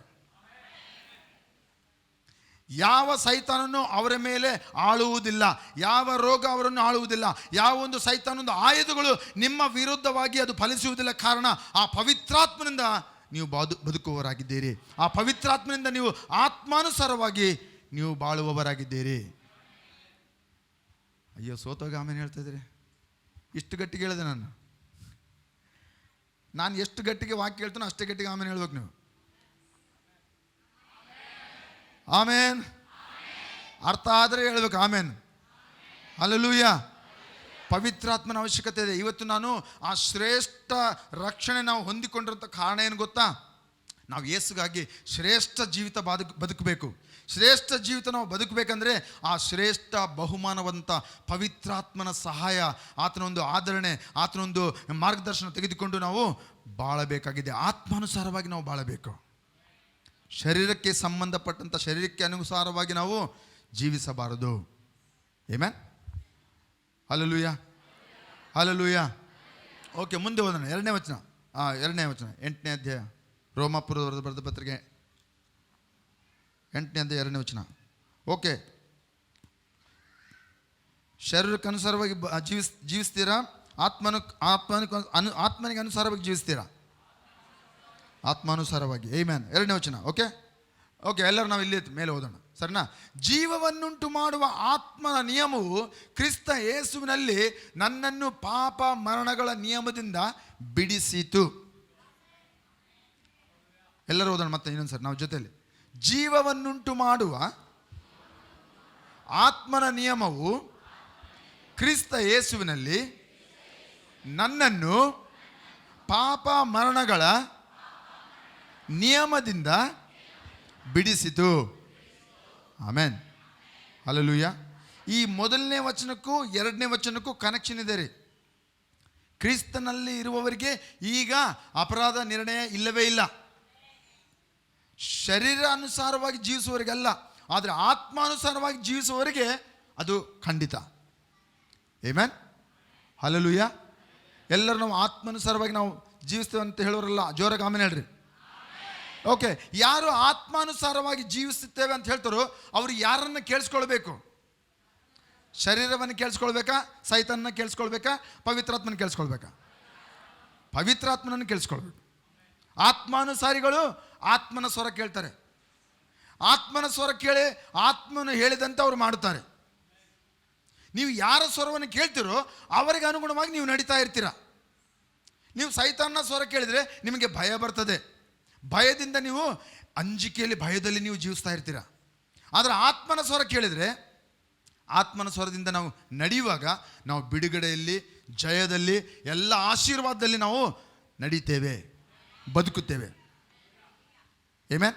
ಇವತ್ತು ಯಾಕೆ ಇನ್ನೂ ನಮಗೆ ಕೆಲವು ಶರೀರದ ಒಂದು ಸಂಗತಿಗಳು ಇನ್ನೂ ಹಿಡ್ಕೊಂಡಿರ್ತವೆ? ಯಾಕೆ ಗೊತ್ತಾ? ನಾವು ಆತ್ಮನ ಸ್ವರ ಕೇಳ್ತಲ್ಲ, ಆತ್ಮಾನುಸಾರವಾಗಿ ನಾವು ನಡೀತಾ ಇಲ್ಲ. ಆತ್ಮಾನುಸಾರ ನಡಿಬೇಕಂದ್ರೆ ಆತ್ಮನ ಸ್ವರ ಕೇಳಬೇಕು. ಆತನು ಏನು ಮಾತನಾಡ್ತಾನೆ, ಯೇಸು ಏನು ಹೇಳಿದ್ದನೋ ಅವೆಲ್ಲವನ್ನು ನಮಗೆ, ಸತ್ಯವನ್ನು ಯೇಸು ಹೇಳಿದ್ದನ್ನು ಜ್ಞಾಪಕಪಡಿಸಿ ನಮ್ಮನ್ನು ಆ ಸತ್ಯದಲ್ಲಿ ನಡೆಯುವಂತೆ ನಮಗೆ ಸಹಾಯ ಮಾಡುತ್ತಾನೆ. ಯೇಸು ಎಂಥ ಒಂದು ಬಿಡುಗಡೆಯನ್ನು ಶಿಲುಬೆ ಮೇಲೆ ಕೊಟ್ಟನೋ ಆ ಬಿಡುಗಡೆಯಲ್ಲಿ ನಡೆಯುವಂತೆ ಆತನು ಸಹಾಯ ಮಾಡುತ್ತಾನೆ. ಯೇಸು ಎಂಥ ಒಂದು ಆರೋಗ್ಯವನ್ನು ಬಿಡುಗಡೆ ಮಾಡಿದ್ದಾನೋ ಆ ಆರೋಗ್ಯದಲ್ಲಿ ನಡೆಯುವಂತೆ ಆತನು ಸಹಾಯ ಮಾಡುತ್ತಾನೆ. ಇದು ಶಾರೀರಿಕ ಅನುಸಾರವಾಗಿ ನಾವು ಜೀವಿಸುವಾಗ ಅಲ್ಲ, ಆದರೆ ಆತ್ಮಕ್ಕನುಸಾರವಾಗಿ ಜೀವಿಸುವಾಗ ಇದು ಆಗ್ತದೆ. ಯಾವಾಗ ನಾವು ಆತ್ಮನ ಅನುಸಾರವಾಗಿ ನಾವು ಜೀವಿಸ್ತೇವೋ ನಮ್ಮಲ್ಲಿ 2 ನಿಯಮಗಳು ಕಾರ್ಯ ಮಾಡ್ತವೆ. ಎಲ್ಲರೂ 2 ಹಿಂಗೆ ಬೆರಳು ತೋರಿಸಿ, 2 ತೋರಿಸ್ರಿ 2 ಹೇಳ್ರಿ. 2 ನಿಯಮಗಳು ಕಾರ್ಯ ಮಾಡುತ್ತಿವೆ. ಇದು ನಿಯಮ ಅಂದರೆ ನಮಗೆ ಬೇಕಾದಾಗ ಹೆಂಗೆ ಬೇಕಂಗೆ ಉಪಯೋಗ ಮಾಡೋದಲ್ಲ. ಇದು ನಿಯಮ ಅಂದರೆ ಅದು ಯಾರು ಹೇಳ್ದಂಗಿರಲಿ, ಅದು ಆ ನಿಯಮ ಕಾರ್ಯ ಮಾಡ್ತದೆ. ಆಮೇನ್. ನೀವು ಆತ್ಮನ ಅನುಸಾರವಾಗಿ ನೀವು ನಡೀತಾ ಇದ್ರೆ, ಅಂದರೆ ಪವಿತ್ರಾತ್ಮನ ಸ್ವರ ಕೇಳಿಸ್ಕೊಂಡು ಪವಿತ್ರಾತ್ಮನ ಹೇಳುವಂತೆ ಆತನ ಇಚ್ಛೆ ಆತನ ಸತ್ಯದಲ್ಲಿ ನಾವು ನಡೆಯುವಾಗ ಜೀವದ ನಿಯಮ ನಮ್ಮನ್ನು ಆಳುತ್ತದೆ. ಹಲೋ, ಯಾವ ನಿಯಮ ಆಳುತ್ತದೆ? ನೀವು ಶರೀರಕ್ಕೆ ಇವಾಗ ನಾವು ಆತ್ಮನ ಸ್ವರವನ್ನು ಕೇಳಿಸ್ಕೊಳ್ಳದೆ ಇದ್ದರೆ, ಪವಿತ್ರಾತ್ಮನು ಹೇಳುವಂಥ ಒಂದು ನುಡಿಯನ್ನು ನಾವು ಕೇಳಿಸ್ಕೊಳ್ಳದೆ ಇದ್ದರೆ, ಆತನು ಹೇಳಿದ್ರು ಕೂಡ ನಾವು ಅದರಲ್ಲಿ ನಡೆಯದೇ ಇದ್ದರೆ, ಅದರಂತೆ ನಾವು ಮಾಡದೆ ಹೋದರೆ ಪಾಪ ಮರಣದ ನಿಯಮ ಆಳುತ್ತದೆ. 2 ನಿಯಮ ಅಂತ ಹೇಳಿದೆ. ಆಮೆನ್. ಜೀವವನ್ನುಂಟು ಮಾಡುವಂಥ ಆತ್ಮನ ನಿಯಮ, ಪಾಪ ಮರಣವನ್ನು ಪಾಪ ಮರಣದ ನಿಯಮ. ಈ 2 ನಿಯಮ ಇದೆ. ಎಲ್ಲ ಹೇಳ್ರಿ. ಜೀವವನ್ನುಂಟು ಮಾಡುವ ಆತ್ಮನ ನಿಯಮ, ಪಾಪ ಮರಣದ ನಿಯಮ. ಗಟ್ಟಿಗೇಳ್ರಿ, ನೀವೇನು ಭಯಪಡ್ಬೇಡ್ರಿ, ಮರಣಕ್ಕೆ ಯಾರು ಹೋಗಲ್ಲ. ಗಟ್ಟಿಗೇಳ್ರಿ. ಜೀವವನ್ನುಂಟು ಮಾಡುವ, ಇದು ಜೀವ ಬಂದಂಗೆ ಹೇಳ್ತಾ ಇದ್ದೀರಿ. ಜೀವವನ್ನುಂಟು ಮಾಡುವ ಆತ್ಮನ ನಿಯಮ, ಪಾಪ ಮರಣದ ನಿಯಮ. ಯಾವಾಗ ನಾವು ಆ ಪವಿತ್ರಾತ್ಮನನ್ನು ಕೇಳಿಸಿಕೊಂಡು ಆತ್ಮಾನುಸಾರಿಗಳಾಗಿ ನಾವು ನಡೀತೇವೋ, ಓಕೆ, ಆಮೇನ್, ಹಲ್ಲೆಲೂಯ. ನೋಡ್ರಿ, ನಾನು ಆಗಲೇ ಯೆಶಾಯನ ಬರೆದಕ್ಕಂತೆ ಪವಿತ್ರಾತ್ಮನು ನಮ್ಮ ಮೇಲೆ ಬಂದಾಗ ನಾವು ಪರಲೋಕದಿಂದ ಬಲವನ್ನು ಹೊಂದಿಕೊಳ್ತೇವೆ, ನಾವು ಅಭಿಷೇಕ ಮಾಡಲ್ಪಟ್ಟಿದ್ದೇವೆ, ನಾನಾ ಒಂದು ಕೆಲಸಗಳು ನಮ್ಮ ಮೂಲಕ ಆಗ್ತದೆ. ಆದರೆ ಒಳಗಡೆ ನಾವು ನಮ್ಮ ಅಂತರದಲ್ಲಿ ಪವಿತ್ರಾತ್ಮನಿದ್ದೇನೆ, ಆತನು ಮಾತನಾಡ್ತಾ ಇದ್ದಾನೆ. ಆತನು ಹೇಳುವುದನ್ನು ಕೇಳಿಸ್ಕೊಳ್ಳದೆ ನಮ್ಮ ಮೂಲಕವಾಗಿ ದೊಡ್ಡ ಮಹತ್ ಕಾರ್ಯಗಳು ನಾವು ನೋಡ್ಲಿಕ್ಕೆ ಸಾಧ್ಯವಿಲ್ಲ.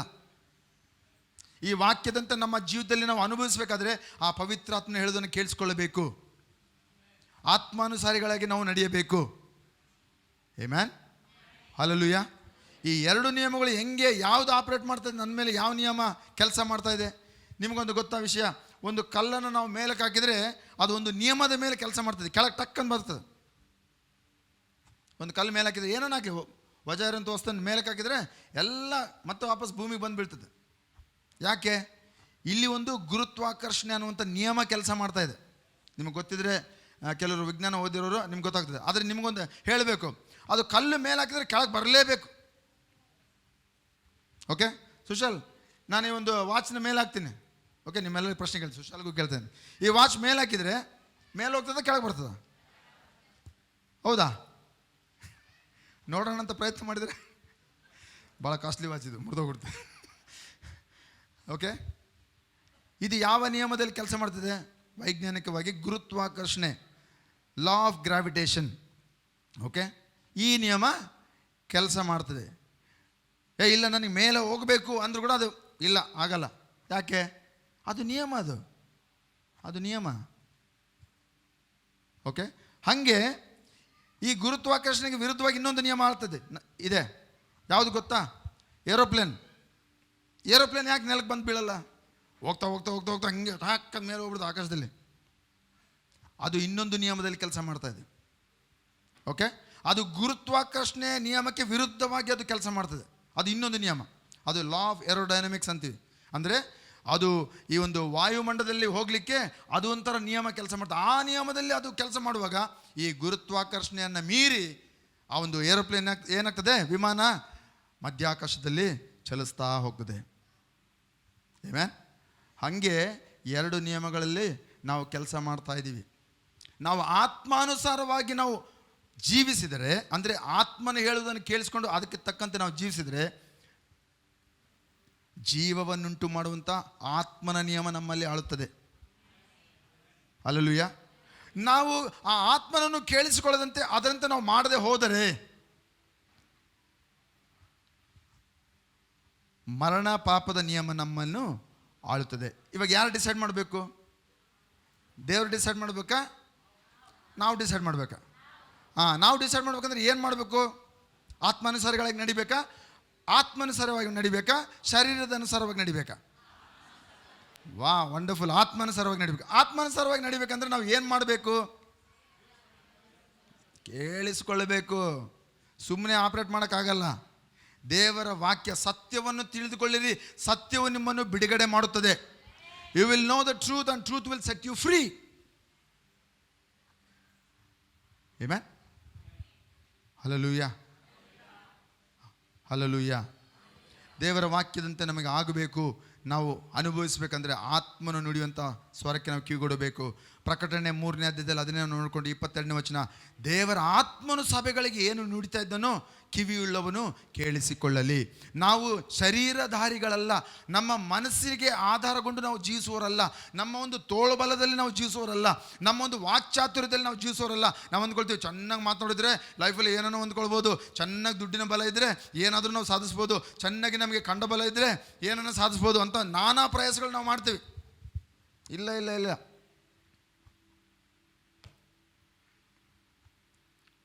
ಬಲದಿಂದಲ್ಲ, ಪರಾಕ್ರಮದಿಂದಲ್ಲ, ಆದರೆ ದೇವರ ಆತ್ಮನಿಂದಲೇ. ಬಲದಿಂದಲ್ಲ, ಪರಾಕ್ರಮದಿಂದಲ್ಲ, ಶರೀರದಿಂದಲ್ಲ, ತೋಳ್ಬಲದಿಂದಲ್ಲ, ವಾಕ್ಚಾತುರ್ಯದಿಂದಲ್ಲ, ಬುದ್ಧಿ ಮತ್ತು ಜ್ಞಾನದಿಂದಲ್ಲ, ದೇವರ ಆತ್ಮನಿಂದಲೇ ಅದು ಸಾಧ್ಯ. ನಾವು ಆತ್ಮಾನುಸಾರವಾಗಿ ಜೀವಿಸುವವರಾಗಿದ್ದೇವೆ. ಆಮೆನ್. ಇನ್ನೊಂದು ಕಡೆ ಹೇಳ್ತದೆ, ಅದೇ ಒಂದು ಅಧ್ಯಾಯದಲ್ಲಿ, ನನಗೆ ಇದು ವಾಕ್ಯ ತೆಗೆದು ಹೇಳುವಂಥ ಸಮಯ ಇಲ್ಲ, ನೀವು ಮನೆಗೆ ಹೋದ್ರಿ, ಓಕೆ. ಅದೇ ಅಧ್ಯಾಯದಲ್ಲಿ ಹೇಳ್ತದೆ, 8ನೇ ಅಧ್ಯಾಯದಲ್ಲಿ, ನೀವು ಆ ಒಂದು ಶರೀರದಲ್ಲಿ ಜೀವಿಸುವಂಥ ಹಂಗಿನಲ್ಲಿಲ್ಲ. ಹಂಗು ಅಂದ್ರೆ ಏನು ಗೊತ್ತಾ ನಿಮಗೆ? ಹಂಗು ಅಂದ್ರೆ ಏನು? ಇವಾಗ ಯಾರು ತಗೋ ಒಂದು ₹1,00,000 ಇಸ್ಕೊಂಡ್ರಿ, ಓಕೆ, ₹1,00,000 ಇಸ್ಕೊಂಡಿರ್ತೀರ ಅನ್ಕೊಳ್ರಿ, ಅಥವಾ ₹1,000 ಇಸ್ಕೊಂಡ್ರಿ. ಅವ್ರು ಹೇಳ್ದಂಗೆ ಕೇಳ್ಬೇಕು ನೀವು. ಅವರ ಹಂಗಿನಲ್ಲಿ ನಾವು ಇದ್ದೇವೆ. ಹಲೋ, ಅರ್ಥ ಆಗ್ತಾ ಇದೆಯಾ? ಅರ್ಥ ಆಗ್ತಾ ಇದೆಯಾ? ಹಂಗು ಅಂದ್ರೇನು? ಯಾರ ಹತ್ರ ಏನೋ ಇಸ್ಕೊಂಡಿರ್ತೀವಿ, ಮತ್ತು ಅವ್ರು ಕೇಳಿದಾಗ ನಾವು ಕೊಡಲೇಬೇಕು. ಹಂಗಿನಲ್ಲಿದ್ದೇವೆ. ನಾವು ನಮ್ಮ ಸಮಯಕ್ಕೆ ನಾವು ಕೇಳಿದ್ದನ್ನು ಕೊಟ್ಟಾಗ ನಾವು ಪುನಃ ಅವರಿಗೆ ತಿರುಗಿ ಕೊಡುವಂಥ ಹಂಗಿನಲ್ಲಿ ನಾವಿದ್ದೇವೆ. ಹಾಗೆ ನಾವು ಶರೀರದಲ್ಲಿ ಜೀವಿಸೋದಕ್ಕಾಗಿ ನಾವು ಶರೀರದ ಜೀವಿಸೋದಕ್ಕೆ ಆ ಹಂಗಿನಲ್ಲಿ ಇಲ್ಲ. ಯಾಕೆ? ಈ ಜೀವಿತ ನಾವು ದೇವರಿಗೆ ಋಣಸ್ಥರಾಗಿದ್ದೇವೆ. ಆತನು ರಕ್ತ ಸುರಿಸಿ, ಆತನು ಮಾನವನಾಗಿ ಬಂದು, ಆತನು ನಮ್ಮ ಪಾಪಗಳನ್ನು ಕ್ಷಮಿಸಿ ನಮ್ಮನ್ನು ಆತ್ಮಾನುಸಾರಿಗಳಾಗಿ ಜೀವಿಸೋದಕ್ಕಾಗಿ ನಮ್ಮನ್ನು ಆತ್ಮಜೀವಿಗಳಾಗಿ ಮಾಡಿದ್ದಾನೆ. ವಾಕ್ಯ ಹೇಳುತ್ತೆ, ನಾವು ಆತ್ಮಾನುಸಾರವಾಗಿ ಜೀವಿಸುವಂಥ ಹಂಗಿನಲ್ಲಿದ್ದೇವೆ. ನಾವು ಶರೀರಾನುಸಾರವಾಗಿ ನಮಗಿಷ್ಟ ಬಂದಂತೆ, ನಮ್ಮ ಚಿತ್ತಕ್ಕೆ ಬಂದಂತೆ ನಾವು ಜೀವಿಸೋದಕ್ಕಾಗಿ ಅದರ ಹಂಗಿನಲ್ಲಿಲ್ಲ, ಸೈತಾನ ಹಂಗಿನಲ್ಲಿಲ್ಲ.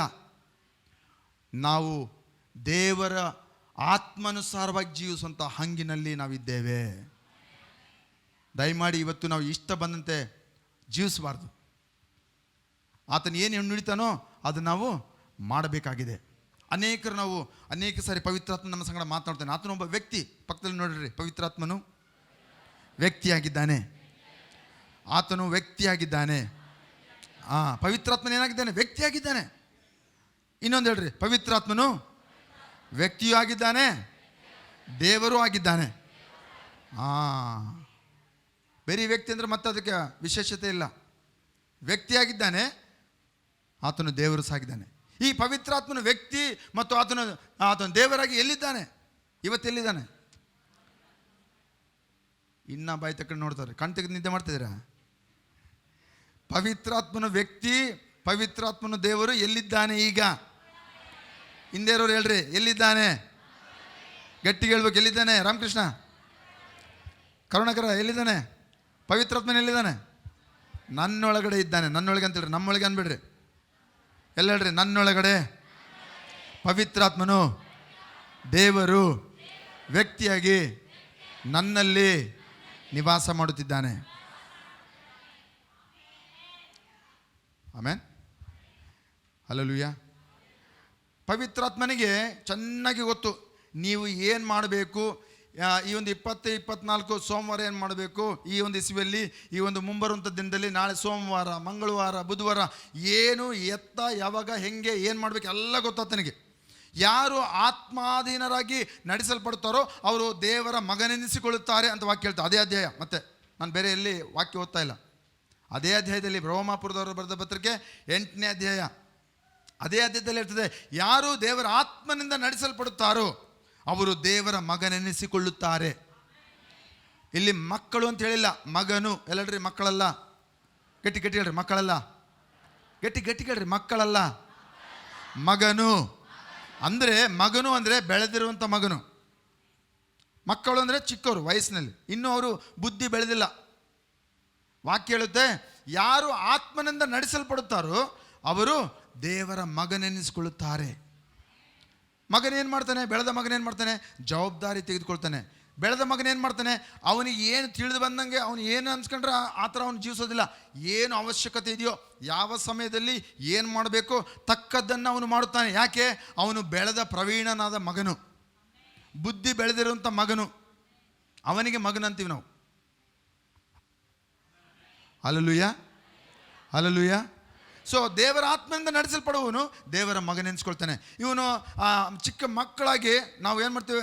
ಶರೀರ ಅನುಸಾರವಾಗಿ ನಾವು ಜೀವಿಸೋದಾದರೆ ದೇವರಿಗೆ ನಾವು ಮೆಚ್ಚಿಸ್ಲಿಕ್ಕೆ ಆಗೋದಿಲ್ಲ ರೀ. ಆತ್ಮಾನುಸಾರವಾಗಿದ್ದರೆ ದೇವ್ರು ನಾವು ಮೆಚ್ಚಿಸ್ಲಿಕ್ಕೆ ಆಗ್ತದೆ. ಎಷ್ಟು ಜನಕ್ಕೆ ದೇವ್ರು ಮೆಚ್ಚಿಸ್ಬೇಕಂತಿದೆ? ಮೊದಲನೇ ಪ್ರಶ್ನೆ ಕೇಳಿದೆ ನಾನು. ನಾವು ಆತ್ಮಾಧೀನರಾಗಿರಬೇಕು. ಪವಿತ್ರಾತ್ಮನ ಹೇಳ್ದನ್ನು ನಾವು ಕೇಳಿಸ್ಕೊಳ್ಬೇಕು. ಆತನ ಹೇಳ್ದನ್ನು ಕೇಳಿಸ್ಕೊಂಡು ಆತನಂತೆ ನಡೆದಾಗ ನಾವು ಆತನನ್ನು ಮಹಿಮೆ ಪಡಿಸ್ತೇವೆ, ಆತನಿಗೆ ಮೆಚ್ಚುಗೆ ಆಗ್ತದೆ. ಆತನ ಹೇಳ್ತಾನೆ, ಬಲ ನಂಬಿಗಸ್ತನಾದಂಥ ನನ್ನ ಆಳು, ಈತ ನನ್ನ ಪ್ರಿಯವಾದಂಥ ಮಗನು ಎಂಬುದಾಗಿ ದೇವರು ನಮ್ಮನ್ನು ಶಬಾಷ್ ಅಂತಾನೆ. ಯಾವಾಗ? ನಮಗೆ ಇಷ್ಟ ಬಂದಂತೆ ಜೀವಿಸಿದಾಗಲ್ಲ, ಶರೀರಾಧೀನರಾಗಿ ನಾವು ಜೀವಿಸಿದಾಗಲ್ಲ, ಆತ್ಮಾನುಸಾರವಾಗಿ ಜೀವಿಸಿದಾಗ ನಾವು ಆತನ ಬೆಳೆದಂಥ ಮಗ. ಆಮೇನ್. ಎಷ್ಟು ಜನ ದೇವರಿಗೆ ಅಂಥ ಒಂದು ಮಕ್ಕಳಾಗಿರಲಿಕ್ಕೆ ಇಷ್ಟಪಡ್ತೀರಾ? ಆತ್ಮಾಧೀನರಾಗಿ ನಾನು ಜೀವಿಸ್ತೇನೆ, ಬೆಳೆದ ಮಗನಂತೆ ಜವಾಬ್ದಾರಿಯನ್ನು ತೆಗೆದುಕೊಂಡು ನಾನು ನಡಿತೇನೆ ಅನ್ನುವಂಥ ಎಷ್ಟು ಜನ ಇದ್ದೀರಿ? ಇಷ್ಟೇ ಜನನಾ? ಬೇರೆಯವ್ರು ಯಾರು ಬೇಡ, ಇಷ್ಟೇ ಇರ್ತೀರಿ, ಫುಲ್ ಇರ್ತೀರಿ. ಬೆಳೆದಂಥ ಮಕ್ಕಳಲ್ಲ ನೀವು. ದೇವರು ನಿಮಗೆ ಜ್ಞಾನ ಎಲ್ಲ ಕೊಟ್ಟಿದ್ದಾನೆ. ಸರಿ, ಓಕೆ. ಇವಾಗ ಪ್ರಾರ್ಥನೆ ನಡೀತಾ ಇದೆ. ಇವಾಗ 5 ವಾರ ಆಯಿತು. ಓಕೆ, 5 ವಾರ ಪ್ರಾರ್ಥನೆ ಆಗ್ತಾಯಿದ್ರು, ಒಂದು ಸಾರಿ ಕೂಡ ಬಂದಿಲ್ಲ ಕೆಲವರು. ಇವಾಗ ನೀವು ಹೇಳ್ರಿ, ಶರೀರಾನುಸಾರಿಗಳಾಗಿ ಬದುಕ್ತಾ ಇದ್ದೀವ, ನಾವು ಆತ್ಮಾನುಸಾರವಾಗಿ ನಾವು ಬದುಕ್ತಾ ಇದ್ದೀವಿ? ಪವಿತ್ರಾತ್ಮನ ಹೇಳ್ತಾ ಇರ್ತಾನೆ ಒಳಗಡೆ, ಹೋಗು ಪ್ರೇಯರು ಮನೆ ಹತ್ರನೇ, ಅಲ್ಲೇ ಸ್ವಲ್ಪ ಪ್ರಯಾಸ ಪಟ್ಟರೆ ಎದ್ದೇಳ್ಬೋದು. 5 ರಿಂಗ್ ಹೊಡೆದ್ರೆ ನಾವು ಒತ್ತಿ ಮಲಗೋದು. ಯಾಕೆ? ಶರೀರಕ್ಕೆ ನಿದ್ದೆ ಬೇಕು, ಶರೀರ ಇಚ್ಛೆ. ಆಮೇನ್. ಹಲೋ, ಕೇಳಿಸ್ಕೊಳ್ತಾ ಇದ್ರೆ ನಾನು ಹೇಳೋದು? ಆತ್ಮಾನುಸಾರಿಕವಾಗಿ ನಾವು ಜೀವಿಸ್ಬೇಕಂದ್ರೆ ಆತನು ಪ್ರಾರ್ಥನೆಗೆ ಎಚ್ಚರಿಸ್ತಾ ಇರ್ತಾನೆ, ಆತನ ತೋರಿಸ್ತಾ ಇರ್ತಾನೆ, ಇವಾಗ ಹೋಗು ಪ್ರಾರ್ಥನೆಗೆ ಹೋಗು. ಅಥವಾ ಆತನು ಇನ್ನೊಂದು ಮಾತನಾಡ್ತಾನೆ. ಆತನ ಏನು ಹೇಳ್ತಾನೆ ಗೊತ್ತಾ? ಬೆಳೆದ ಮಕ್ಕಳು ನಾವು, ನಮಗೆ ಇಷ್ಟ ಬಂದಂತೆ ನಾವು ಜೀವಿಸೋರಲ್ಲ. ನಮ್ಮ ತಲೆಗೆ ಹೆಂಗೆ ತೋರಿಸೋದು, ನಾನು ಇವತ್ತು ಹೋದೆ ನಾಳೆ ಹೋಗಲ್ಲ, 15 ದಿವಸ ನಾನು ಪ್ರಾರ್ಥನೆ ಬರಲ್ಲ, 3 ವಾರ ನಾನು ಸಭೆಗೆ ಬರಲ್ಲ, ಇದೆಲ್ಲ ಚಿಕ್ಕ ಮಕ್ಕಳು ಮಾಡೋದು. ಆಟ ಸಾಮಾನು ಇಟ್ಕೊಂಡು ಕಸ್ಕೊಂಡ್ರೆ ಕಾಲು ಒದ್ದಾಡಿ ಚಿಕ್ಕ ಮಕ್ಕಳು ಮಾಡ್ತಾರಲ್ಲ, ಹಠ ಮಾಡ್ತಾರಲ್ಲ, ಅವ್ರಿಗೆ ಇಷ್ಟ ಬಂದದ್ದು ಮಾಡ್ತಾರೆ. ಅವ್ರಿಗೆ ಹೇಳಿದ್ದು ಅವ್ರ ಕೈಯಿಂದ ಕಸ್ಕೊಳ್ಬಾರ್ದು. ಅವ್ರು ಕೊಟ್ಟಿದ್ದನ್ನು, ಅವ್ರಿಗೆ ಬೇಕಾಗಿದ್ದನ್ನು ಕೊಟ್ರೇ ಅವ್ರು ಸಮಾಧಾನ. ನಾವು ಆತ್ಮಾನುಸಾರವಾಗಿ ಜೀವಿಸಿದರೆ ಆತನ ಕೇಳಿಸ್ಕೊಳ್ಬೇಕು, ಅದರಂತೆ ನಡಿಬೇಕು. ನಡೆದಾಗ ನಾವು ಬೆಳೆದ ಮಕ್ಕಳಾಗಿರ್ತೇವೆ. ಬೆಳೆದ ಮಗನಾಗಿ ನಾವು ಪ್ರವೀಣತೆಗೆ ಬಂದಂಥ ಮಗನಾಗಿ ನಾವು ಜವಾಬ್ದಾರಿಯನ್ನು ತೆಗೆದುಕೊಳ್ಳುವರಾಗಿದ್ದೇವೆ. ಯಾರು ಹೇಳೋದು ಬೇಕಾಗಿಲ್ಲ. ಬಳ್ಳಾರಿ ನಾಶನ ಆಗ್ತಾ ಇದೆ, ಪ್ರಾರ್ಥನೆ ಮಾಡಿ ಬರ್ರೋ ಅಂತ ಯಾರು ಹೇಳುವಂಥ ಅವಶ್ಯಕತೆ ಇಲ್ಲ. ಬೆಳೆದ ಮಗ ಏನು ಮಾಡ್ತಾನೆ? ಜವಾಬ್ದಾರಿಯನ್ನು ತೆಗೆದುಕೊಳ್ತಾನೆ. ಪ್ರಾರ್ಥನೆ ಮಾಡಲಿಕ್ಕೆ ಅವ್ನು 4 ಜನ ಕರ್ಕೊಂಬರ್ತಾನೆ. ಅವ್ರು ಬರೋದು ಮಾತ್ರ ಅಲ್ಲ, ಪ್ರಾರ್ಥನೆಗೆ ಇನ್ನೊಂದು 4 ಜನ ಕಳ್ಕೊಂಬರ್ತಾನೆ. ಯಾಕೆ? ಅವನಿಗೆ ಜವಾಬ್ದಾರಿ ಗೊತ್ತು. ಅವನ ಆತ್ಮಾಧೀನನಾಗಿ ಜೀವಿಸುವಂಥ ಬೆಳೆದ ಪ್ರವೀಣತೆಗೆ ಬಂದ ಮಗನು.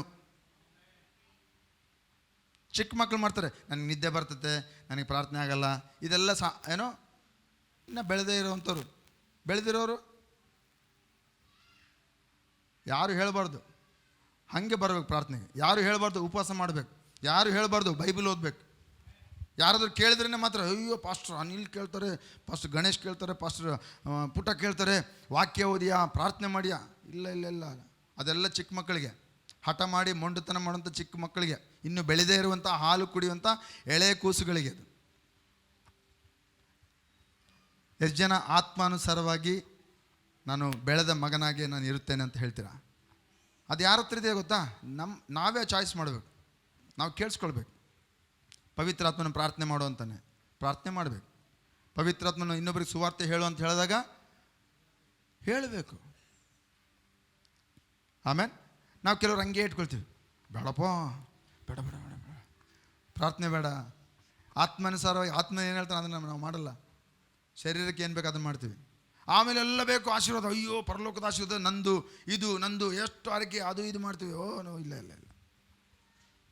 ಇವತ್ತು ಲೋಕ, ಓಕೆ, ಲೋಕ ದೇವರ ಮಹಿಮೆಯ ಪ್ರತ್ಯಕ್ಷ ಆಗುವಂಥ, ಅಂದರೆ ದೇವರ ಮಕ್ಕಳ ಮೂಲಕವಾಗಿ ವಾಕ್ಯ ಹೇಳುತ್ತೆ, ಪುತ್ರ ಪುತ್ರಿಯರ ಒಂದು ಪ್ರದರ್ಶನ, ಆತ್ಮಭರಿತವಾದಂಥ ಪುತ್ರರು ಪುತ್ರಿಯರ ಒಂದು ಪ್ರದರ್ಶನ ಲವಲವಿಕೆಯಿಂದ ಎದುರು ನೋಡ್ತಾ ಇದೆ ಅಂತೆ. ಲೋಕ ಎದುರು ನೋಡ್ತಾ ಇದೆ. ಅವರಿಗೆ ಅವಶ್ಯಕತೆ ಇದೆ. ಯಾರ ಅವಶ್ಯಕತೆ ಇದೆ ಗೊತ್ತಾ ಲೋಕಕ್ಕೆ? ಯೇಸುವಿನ ಅವಶ್ಯಕತೆ ಇದೆ. ಯೇಸು ಸಾಕ್ಷಾತ್ ಇಲ್ಲಿ ಬರೋಲ್ಲ, ನಿಮ್ಮ ಮೂಲಕವಾಗಿ ನೀವೇ ಆ ಪುತ್ರ ಪುತ್ರಿಯರು, ಆತ್ಮನಿಂದ ನಡೆಸಲ್ಪಟ್ಟಂಥ ಬೆಳೆದಂಥ ಪುತ್ರ ಪುತ್ರಿಯರು.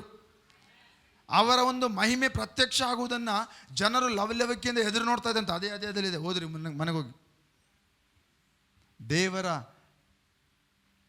ಆತ್ಮದಿಂದ ನಡೆಸಲ್ಪಟ್ಟಂಥ ಪುತ್ರ ಪುತ್ರಿಯರು, ಅವರ ಒಂದು ಮಹಿಮೆ ಪ್ರದರ್ಶನ ಲೋಕ ಲವಲವಿಕೆಯಿಂದ ಎದುರು ನೋಡ್ತಾ ಇದೆ.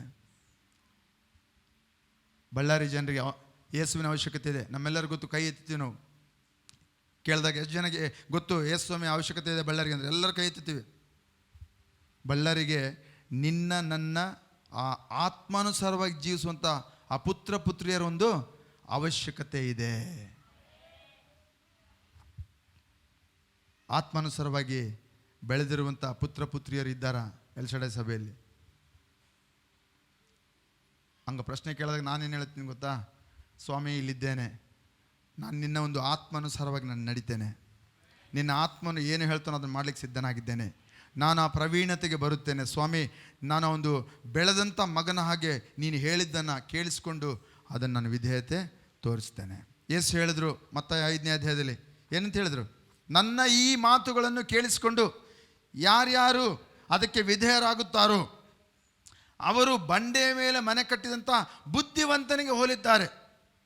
ಪ್ರವಾಹವು ಬರುತ್ತದೆ, ಬಿರುಗಾಳಿ ಬರುತ್ತದೆ, ಆ ಮನೆ ಬಿದ್ದು ಹೋಗುವುದಿಲ್ಲ. ಎಂಥ ಮನೆ ಅದು? ಬುದ್ಧಿವಂತನ ಮನೆ. ಎಷ್ಟು ಜನ ಬುದ್ಧಿವಂತರಿದ್ದೀವಿ ಇಲ್ಲಿ? ಎಲ್ಲರೂ ಬುದ್ಧಿವಂತರು. ಯಾಕಂದ್ರೆ ರೊಕ್ಕ ಖರ್ಚು ಮಾಡ್ತೀವಲ್ಲ, ಇನ್ನು ಹಣ ಕಟ್ಟಿ ಮನೆ ಕಟ್ಟಬೇಕು, ಎಷ್ಟು ಲಕ್ಷಗಳು ಹೋಗ್ತದೆ. ತೋಡಪ್ಪ, ತೋಡು, ಬುನಾದಿ ಚೆನ್ನಾಗಿ ತೋಡು, ಬಂಡೆ ಬರಬೇಕು, ಕಲ್ಲು ಬರಬೇಕು, ಗರಸು ಬರಬೇಕು, ಗಟ್ಟಿನೆಲ್ಲ ಇದ್ದರೆ ನಾನು ಮನೆ ಚೆನ್ನಾಗಿರ್ತದೆ. ಬಿರುಗಾಳಿ ಬಂದರು, ಪ್ರವಾಹ ಬಂದರು ಬಿದ್ದು ಹೋಗೋದಿಲ್ಲ, ನನ್ನ ಮನೆ ಗಟ್ಟಿಗಿರಬೇಕು. 3 ಅಂತಸ್ತು ಹೋಗ್ಬೇಕು, 3 ಅಂತಸ್ತು ಕೆಳಗೆ ತೋಡು, ಬುನಾದಿ ಚೆನ್ನಾಗಿ ತೋಡು, ಬಂಡೆ ಮೇಲೆ ಕಟ್ಟು. ಬುದ್ಧಿವಂತರು. ಯೇಸು ಹೇಳ್ದ, ಶಾರೀರಿಕವಾಗಿ ಬುನಾದಿ ತೋಡೋದಲ್ಲ, ಈ ನನ್ನ ಮಾತುಗಳನ್ನು ಕೇಳಿಸಿಕೊಂಡು ಅದಕ್ಕೆ ವಿಧೇಯನಾಗುವವನು ಬಂಡೆ ಮೇಲೆ ಮನೆ ಕಟ್ಟಿದಂಥ ಬುದ್ಧಿವಂತನಿಗೆ ಅವನು ಸಮ.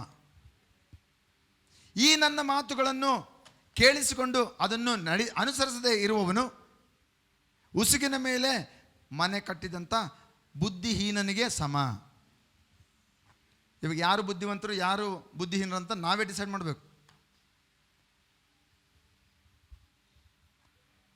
ಬಳ್ಳಾರಿಯ ಪರಿವರ್ತನೆ ಯೇಸುವಿನ ಕೈಲಿಲ್ಲ, ಬಳ್ಳಾರಿಯ ಪರಿವರ್ತನೆ ನಮ್ಮ ಕೈಯಲ್ಲಿದೆ. ನಮ್ಮ ಬಂಧು ಬಳಗ ದೇವರಲ್ಲಿ ಬರೋದು ಯೇಸುವಿನ ಕೈಯಲ್ಲಿದೆ, ಇತ್ತು, ಅದನ್ನು ಮಾಡಿದನು ಆತನು ಮಾಡಿ ತೀರಿತು ಅಂತ ಹೇಳ್ದ. ಇನ್ನು ಮಾಡುವಂಥ ಅವಶ್ಯಕತೆ ಇಲ್ಲ. ಏನಾದರೂ ಮಾಡಬೇಕಂದ್ರೆ ಪ್ರಾರ್ಥನೆ ನಾವು ಮಾಡಬೇಕು, ಸುವಾರ್ತೆ ನಾವು ಹೇಳಬೇಕು, ಕೈ ಚಾಚಿ ಅನಾರೋಗ್ಯ ಅಸ್ವಸ್ಥ ಇರೋರಿಗೆ ಆ ಪವಿತ್ರಾತ್ಮ ನಮ್ಮಲ್ಲಿರುವಂಥ ಶಕ್ತಿಯನ್ನು ಅವರಿಗೆ ನಾವು ತಲುಪಬೇಕು, ಮುಟ್ಟಬೇಕು. ಒಬ್ಬರೇ ಆಮೇಲೆ ಹೇಳಿದರು, ಬೇರೆಯವ್ರು ಯಾರು ಮಾಡೋಕ್ಕೆ ಇಷ್ಟ ಇಲ್ಲ.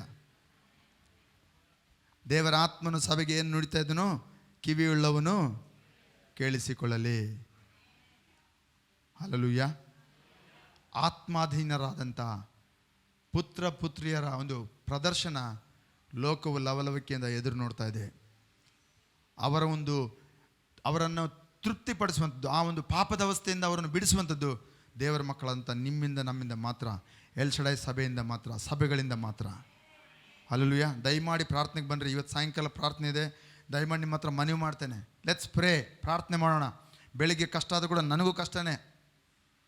ನೀವು ಬೇರೆ ಒಂದು ಕಡೆ ಹೋಗ್ತಾ ಇರ್ತೀರಿ, ನಾನು ಎಲ್ಲ ಕಡೆ ಹೋಗ್ತಾ ಇದ್ದೀನಿ.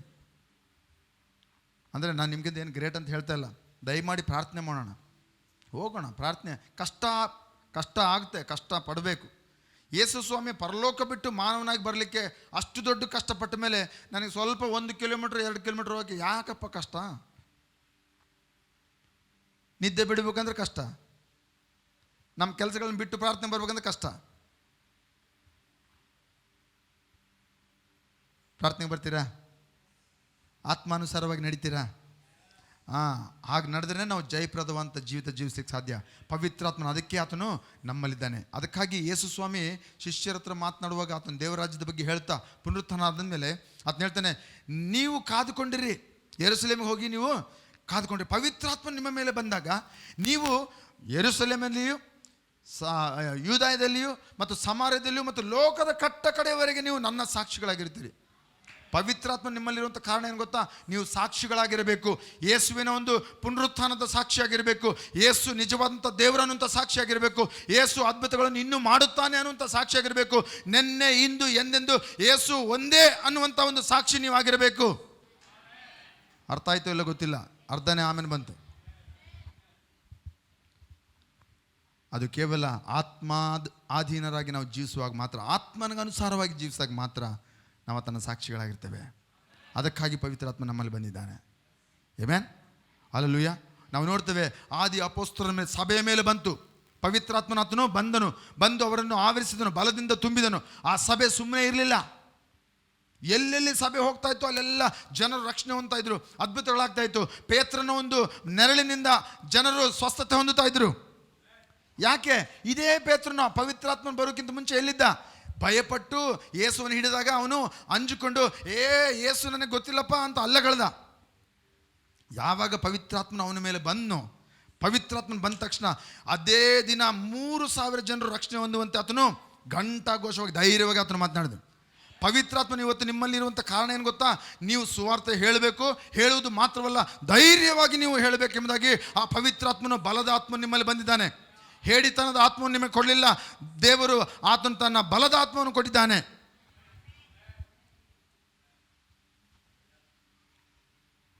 Amen, hallelujah. ಆದಿ ಸಭೆ ಮೇಲೆ ಬಂದಾಗ ಸಭೆಯು ಗುಣಾಕಾರದಲ್ಲಿ ಬೆಳೀತು. ಯಾಕೆ? ಅವರೆಲ್ಲರೂ ಸೇರಿ ಆತ್ಮನಿಗನುಸಾರವಾಗಿ ಅವರು ಪ್ರಾರ್ಥಿಸ್ತಾ ಇದ್ದರು. ಆತ್ಮನಿಗನುಸಾರವಾಗಿ ಅವರು ರೊಟ್ಟಿ ಮುರಿತಾ ಇದ್ರು. ಆತ್ಮನಿಗನುಸಾರವಾಗಿ ಅವರು ಒಂದೇ ಕಡೆ ಇರ್ತಾ ಇದ್ರು. ದೇವರ ಆತ್ಮನ ಏನು ನುಡಿತಾ ಇದ್ನೋ ಅದನ್ನು ಅವರು ಮಾಡ್ತಾ ಇದ್ರು. ಬೆಳೆದ ಮಕ್ಕಳಂತೆ ಮಾಡ್ತಾ ಇದ್ರು. ಇವತ್ತು ಬೆಳೆದ ಮಕ್ಕಳು ಎಲ್ಲಿದ್ದಾರೆ? ಆತ್ಮಾನುಸಾರವಾಗಿ ಜೀವಿಸುವವರು ಯಾರಿದ್ದಾರೆ? ಅಂದರೆ ಪ್ರಾರ್ಥಿಸುವವರು ಎಲ್ಲಿದ್ದಾರೆ? ಪ್ರಾರ್ಥನೆ ಇಟ್ಟಾಗ ಬರುವವರು ಎಷ್ಟು ಜನ ಇದ್ದಾರೆ? ಅಫ್ಕೋರ್ಸ್ ಕೆಲವರಿಗೆ ರಜೆ ಇಲ್ಲ, ಕೆಲವರಿಗೆ ಅನಾನುಕೂಲತೆ ಇದೆ, ಆಯಿತು, ಓಕೆ. ಉಪವಾಸ ಮಾಡುವವರು ಎಲ್ಲಿದ್ದಾರೆ? ವೆರಿ ನಮ್ಮ ಕೆಲಸದಲ್ಲೇ ನಾವು ವ್ಯಸ್ತ. ನಮ್ಮ ಬಿಸ್ನೆಸ್ಸು, ನಾವು ಯಾರು ಶರೀರ ಭಾವಿಗಳಾಗಿ ನಾವು ಜೀವಿಸ್ತೇವೋ, ವಾಕ್ಯ ಹೇಳ್ತದೆ, ಯಾರು ಓನ್ಲಿ ಸೆಲ್ಫ್ ಸೆಂಟರ್ಡ್, ಸ್ವಾರ್ಥಪರರು, ಶರೀರಾಧೀನರಾಗಿ ಜೀವಿಸುವವರು ತಮ್ಮನ ಮೇಲೆ ಮಾತ್ರ ಫೋಕಸ್. ನಾನು ಆರಾಧನೆ ನಡೆಸಿದೆ, ನಾನು ಸಭೆಗೆ ಬಂದೆ, ನಾನು ಕಾಣಿಕೆ ಕೊಟ್ಟೆ, ನಾನು ಚರ್ಚ್ಗೆ ಹೋದೆ, ನಾನು ಪ್ರಾರ್ಥನೆ ಮಾಡಿದೆ, ಬರೀ ಅವ್ರ ಮೇಲೆ ಮಾತ್ರ ಫೋಕಸ್. ದೇವರ ರಾಜ್ಯದ ಬಗ್ಗೆ ಏನು ಕಾಳಜಿ? ಆತ್ಮಾನುಸಾರಿಗಳು ದೇವರ ಚಿತ್ತವನ್ನು ಮಾಡುವವರು, ಆತ್ಮಾನುಸಾರವಾಗಿ ಜೀವಿಸುವವರು ಬೆಳೆದ ಮಕ್ಕಳಂತೆ. ಅವರು ದೇವರಿಗೆ ಇಷ್ಟ ಬರುವಂಥದ್ದು, ಆತನಿಗೆ ಮೆಚ್ಚುಗೆ ಆದದ್ದನ್ನು ಮಾಡುವವರು. ಎಷ್ಟು ಜನ ದೇವರಿಗೆ ನೀವು ಮೆಚ್ಚಿಸಲಿಕ್ಕೆ ಇಷ್ಟಪಡ್ತೀರಾ? ಆತ್ಮಾನುಸಾರಿಗಳಾಗಿ ನಾವು ಜೀವಿಸೋಣ. ದೇವರ ಆತ್ಮನ ಏನು ನುಡಿತಾನೋ ಅದನ್ನು ನಾವು ಮಾಡೋಣ. ಆಮೆನ್. ಪ್ರಾರ್ಥನೆ ಮಾಡೋಣ. ನಾವೆಲ್ಲರೂ ಈ ಸಮಯದಲ್ಲಿ ಎದ್ದು ನಿಂತ್ಕೊಂಡು ನಾವು ದೇವರ ಆತ್ಮನಿಗೆ ಒಳಗಾಗೋಣ. ಆತನೊಬ್ಬ ವ್ಯಕ್ತಿಯಾಗಿದ್ದಾನೆ. ನಾನು ಆಗಲೇ ಹೇಳಿದೆ, ಆತನೊಬ್ಬ ವ್ಯಕ್ತಿ, ಆತನು ದೇವರಾಗಿದ್ದಾನೆ. ದಯಮಾಡಿ ಚಲಿಸ್ಬೇಡ್ರಿ, ಪ್ಲೀಸ್ ಯಾರೂ ಹೊರಗಡೆ ಓಡಾಡಬೇಡ್ರಿ. ಇದು ಭಾಳ ಗಂಭೀರವಂಥ ವಿಷಯ. ಯಾರಿಗೆ ಪವಿತ್ರಾತ್ಮನ ದೀಕ್ಷಾ ಸ್ನಾನ ಇಲ್ಲವೋ, ಇವತ್ತು ನಾನು ಪ್ರಾರ್ಥನೆ ಮುಗಿಸೋಷ್ಟೊಳಗಾಗಿ ನಾನು ಪ್ರಾರ್ಥನೆ ಮಾಡ್ತಾ ಇದ್ದೇನೆ, ಅವರಿಗೆ ದೇವರ ಆತ್ಮನು ಆ ಒಂದು ದೀಕ್ಷಾ ಸ್ನಾನ ಆಗುವಂತೆ ನಾನು ಪ್ರಾರ್ಥನೆ ಮಾಡ್ತೇನೆ. ಆಮೆನ್. ಅನ್ಯ ಭಾಷೆಯಲ್ಲಿ ಇನ್ನೂವರೆಗೆ ಯಾರು ಮಾತನಾಡಲಿಲ್ವೋ, ಇವತ್ತು ನೀವು ಅನ್ಯ ಭಾಷೆಯಲ್ಲಿ ಮಾತಾಡ್ತೀರಿ. ಮತ್ತು ಇನ್ನೂ ಕೆಲವರು ಯಾರು ಆಗಲೇ ಪವಿತ್ರಾತ್ಮ ನೀವು ಹೊಂದಿಕೊಂಡಿದ್ದೀರೋ ಅವರು ಆತ್ಮಭರಿತರಾಗಿರಬೇಕು. ನೋಡ್ರಿ, ನಾವು ನೋಡ್ತೇವೆ ಅಪಸ್ಕೃತಗಳು ಪದೇ ಅವರು ಆತ್ಮಭರಿತರಾದರು ಎಂಬುದಾಗಿ ನಾವು ನೋಡ್ತೇವೆ. Amen, hallelujah. ಪವಿತ್ರಾತ್ಮನನ್ನು ಹೊಂದಿಕೊಂಡ್ರೂ ಸಹ ಕೆಲವರು ನಾವು ತಾತ್ಸಾರ ಮಾಡಬಾರ್ದು. ಪವಿತ್ರಾತ್ಮನ ಅವಶ್ಯಕತೆ ಇದೆ. ಆತ ನಮ್ಮ ಸಹಾಯಕನು, ಆತ ನಮ್ಮನ್ನು ಬಲಪಡಿಸುವವನು, ನಮ್ಮ ಪ್ರಾರ್ಥನೆಯಲ್ಲಿ ನಮ್ಮಲ್ಲಿ ಆಸಕ್ತಿಯಲ್ಲಿ ಆತನು ಬಲ ತುಂಬುವವನು, ನಮಗೆ ಮಾರ್ಗದರ್ಶನ ಕೊಡ್ತಾನೆ. ನಮ್ಮ ವ್ಯಾಪಾರ ಚೆನ್ನಾಗಿರ್ಬೇಕಂತ ಆತನು ಬಯಸ್ತಾನೆ, ನಮ್ಮ ಕುಟುಂಬ ಚೆನ್ನಾಗಿರ್ಬೇಕಂತ ಆತನು ಬಯಸ್ತಾನೆ. ಆತನಲ್ಲಿ ಎಲ್ಲ ಇದೆ, ಆತನಿಗೆ ಎಲ್ಲ ಗೊತ್ತು ನಾವು ಹೇಗೆ ಮಾಡಬೇಕಂತ. ನಮ್ಮ ಮಕ್ಕಳ ಬಗ್ಗೆ ಆತನ ಕಾಳಜಿ ವಹಿಸ್ತಾನೆ. ನಮ್ಮ ಒಂದು ಬಿಸ್ನೆಸ್ಸು, ನಮ್ಮ ಉದ್ಯೋಗ, ನಮ್ಮ ಒಂದು ಏನೇ ವ್ಯವಹಾರ ಇರಲಿ ಎಲ್ಲವನ್ನ ಆತನು ಡ್ರೈವಿಂಗ್ ಸೀಟ್ ತಗೋಬೇಕು. ಪವಿತ್ರಾತ್ಮನು ಡ್ರೈವರ್ ಸೀಟ್ ತಗೊಳ್ಳಿ. ಇವತ್ತು ನಮ್ಮ ಒಂದು ಜೀವಿತಕ್ಕೆ ಆತನು ನಾಯಕತ್ವವನ್ನು ವಹಿಸುವಂಥ ವ್ಯಕ್ತಿಯಾಗಿರಲಿ. ನಮ್ಮ ಇಷ್ಟ ಬಂದಂತೆ ನಾವು ಜೀವಿಸೋದು ಬೇಡ. ಇವತ್ತು ನಾವು ಕಣ್ಣು ಮುಚ್ಚಿ, ನಾನು ಹೇಳ್ತಾ ಇದ್ದ ಹಾಗೆ ನೀವು ಕಣ್ಣು ಮುಚ್ಚಿ ಪ್ರಾರ್ಥನೆ ಮಾಡಿರಿ. ಯಾರು ನೋಡಬೇಡ್ರಿ.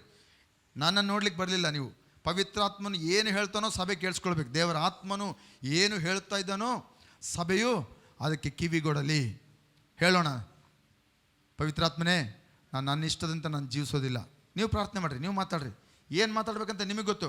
ಪ್ರಾರ್ಥನೆ ಮಾಡಲಿಕ್ಕೆ ಕೆಲವರು ಬರ್ತಾ ಇಲ್ಲ. ಪ್ರಾರ್ಥನೆ ಮಾಡಬೇಕು. ನಾವು ಪ್ರಾರ್ಥನೆ ಮಾಡೋರಾಗಿರ್ಬೇಕು. ಪ್ರಾರ್ಥನೆ ಪರ ಜನರಾಗಿರ್ಬೇಕು ನಾವು. ಆಮೇನ್, ಹಲ್ಲೆಲೂಯಾ. ಅದು ಭಯದ ಆತ್ಮವನ್ನು ಕೊಡಲಿಲ್ಲ ದೇವರು, ನಮಗೆ ಬಲದ ಆತ್ಮವನ್ನು ಕೊಟ್ಟಿದ್ದಾನೆ, ಪ್ರೀತಿಯ ಆತ್ಮವನ್ನು ಕೊಟ್ಟಿದ್ದಾನೆ. ಓ ಹಲ್ಲೆಲೂಯಾ, ಹಲ್ಲೆಲೂಯಾ. ಪ್ರಾರ್ಥನೆ ಮಾಡೋಣ ಎಲ್ಲರೂ ನಮ್ಮ ಕೈಗಳ ಮೇಲೆ ಕೆತ್ತುತ್ತಾ. ಓ ಹಲ್ಲೆಲೂಯಾ, ಹಲ್ಲೆಲೂಯಾ. ಪವಿತ್ರಾತ್ಮನ ಸಂಗಡ ಮಾತಾಡ್ರಿ. ಓ ಹಲ್ಲೆಲೂಯಾ, ಹಲ್ಲೆಲೂಯಾ. ನಮ್ಮೊಳಗೆ ವಾಸಿಸುವ ಈ ದಿನ ನಿಮ್ ಚಿತ್ತದಂತೆ, ಓ ನಮ್ಮೊಳಗೆ ವಾಸಿಸುವ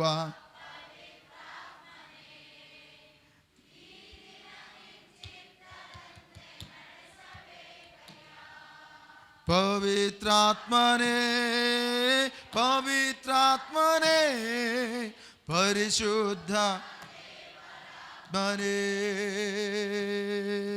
ಪವಿತ್ರಾತ್ಮನೇ, ಓ ಪರಿಶುದ್ಧ ದೇವರಾತ್ಮನೇ, ನಮ್ಮೊಳಗೆ ವಾಸಿಸುವ ಈ ದಿನ ನಿಮ್ ಚಿತ್ತದಂತೆ ನಡೆಸಬೇಕಯ್ಯ. ನಮ್ಮೊಳಗೆ ವಾಸಿಸುವ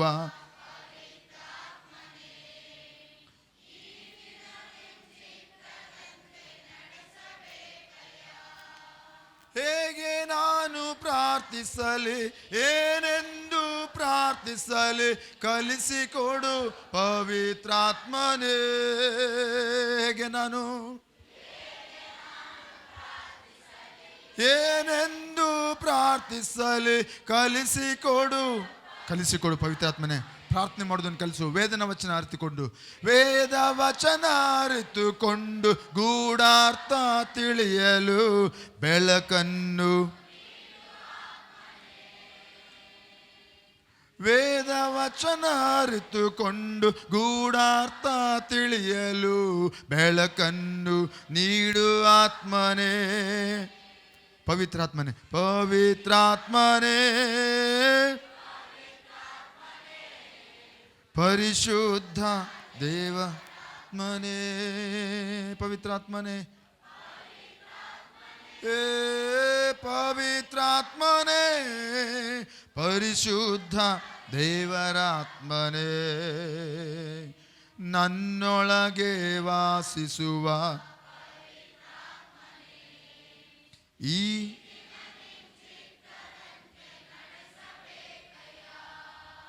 ನನ್ನೊಳಗೆ ಪವಿತ್ರಾತ್ಮನೇ, ಈ ಜೀವನ ಚಿತ್ತದಂತೆ ನಡೆಸಬೇಕಯ್ಯ.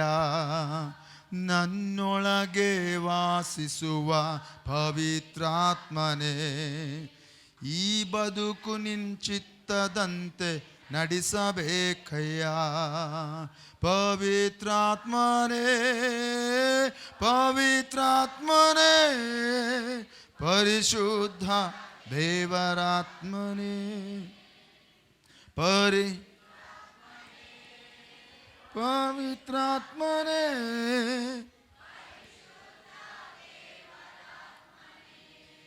ತುಂಬು ಹೃದಯದಿಂದ ಚಿಂತೆಯನ್ನು ಮರೆಯಲು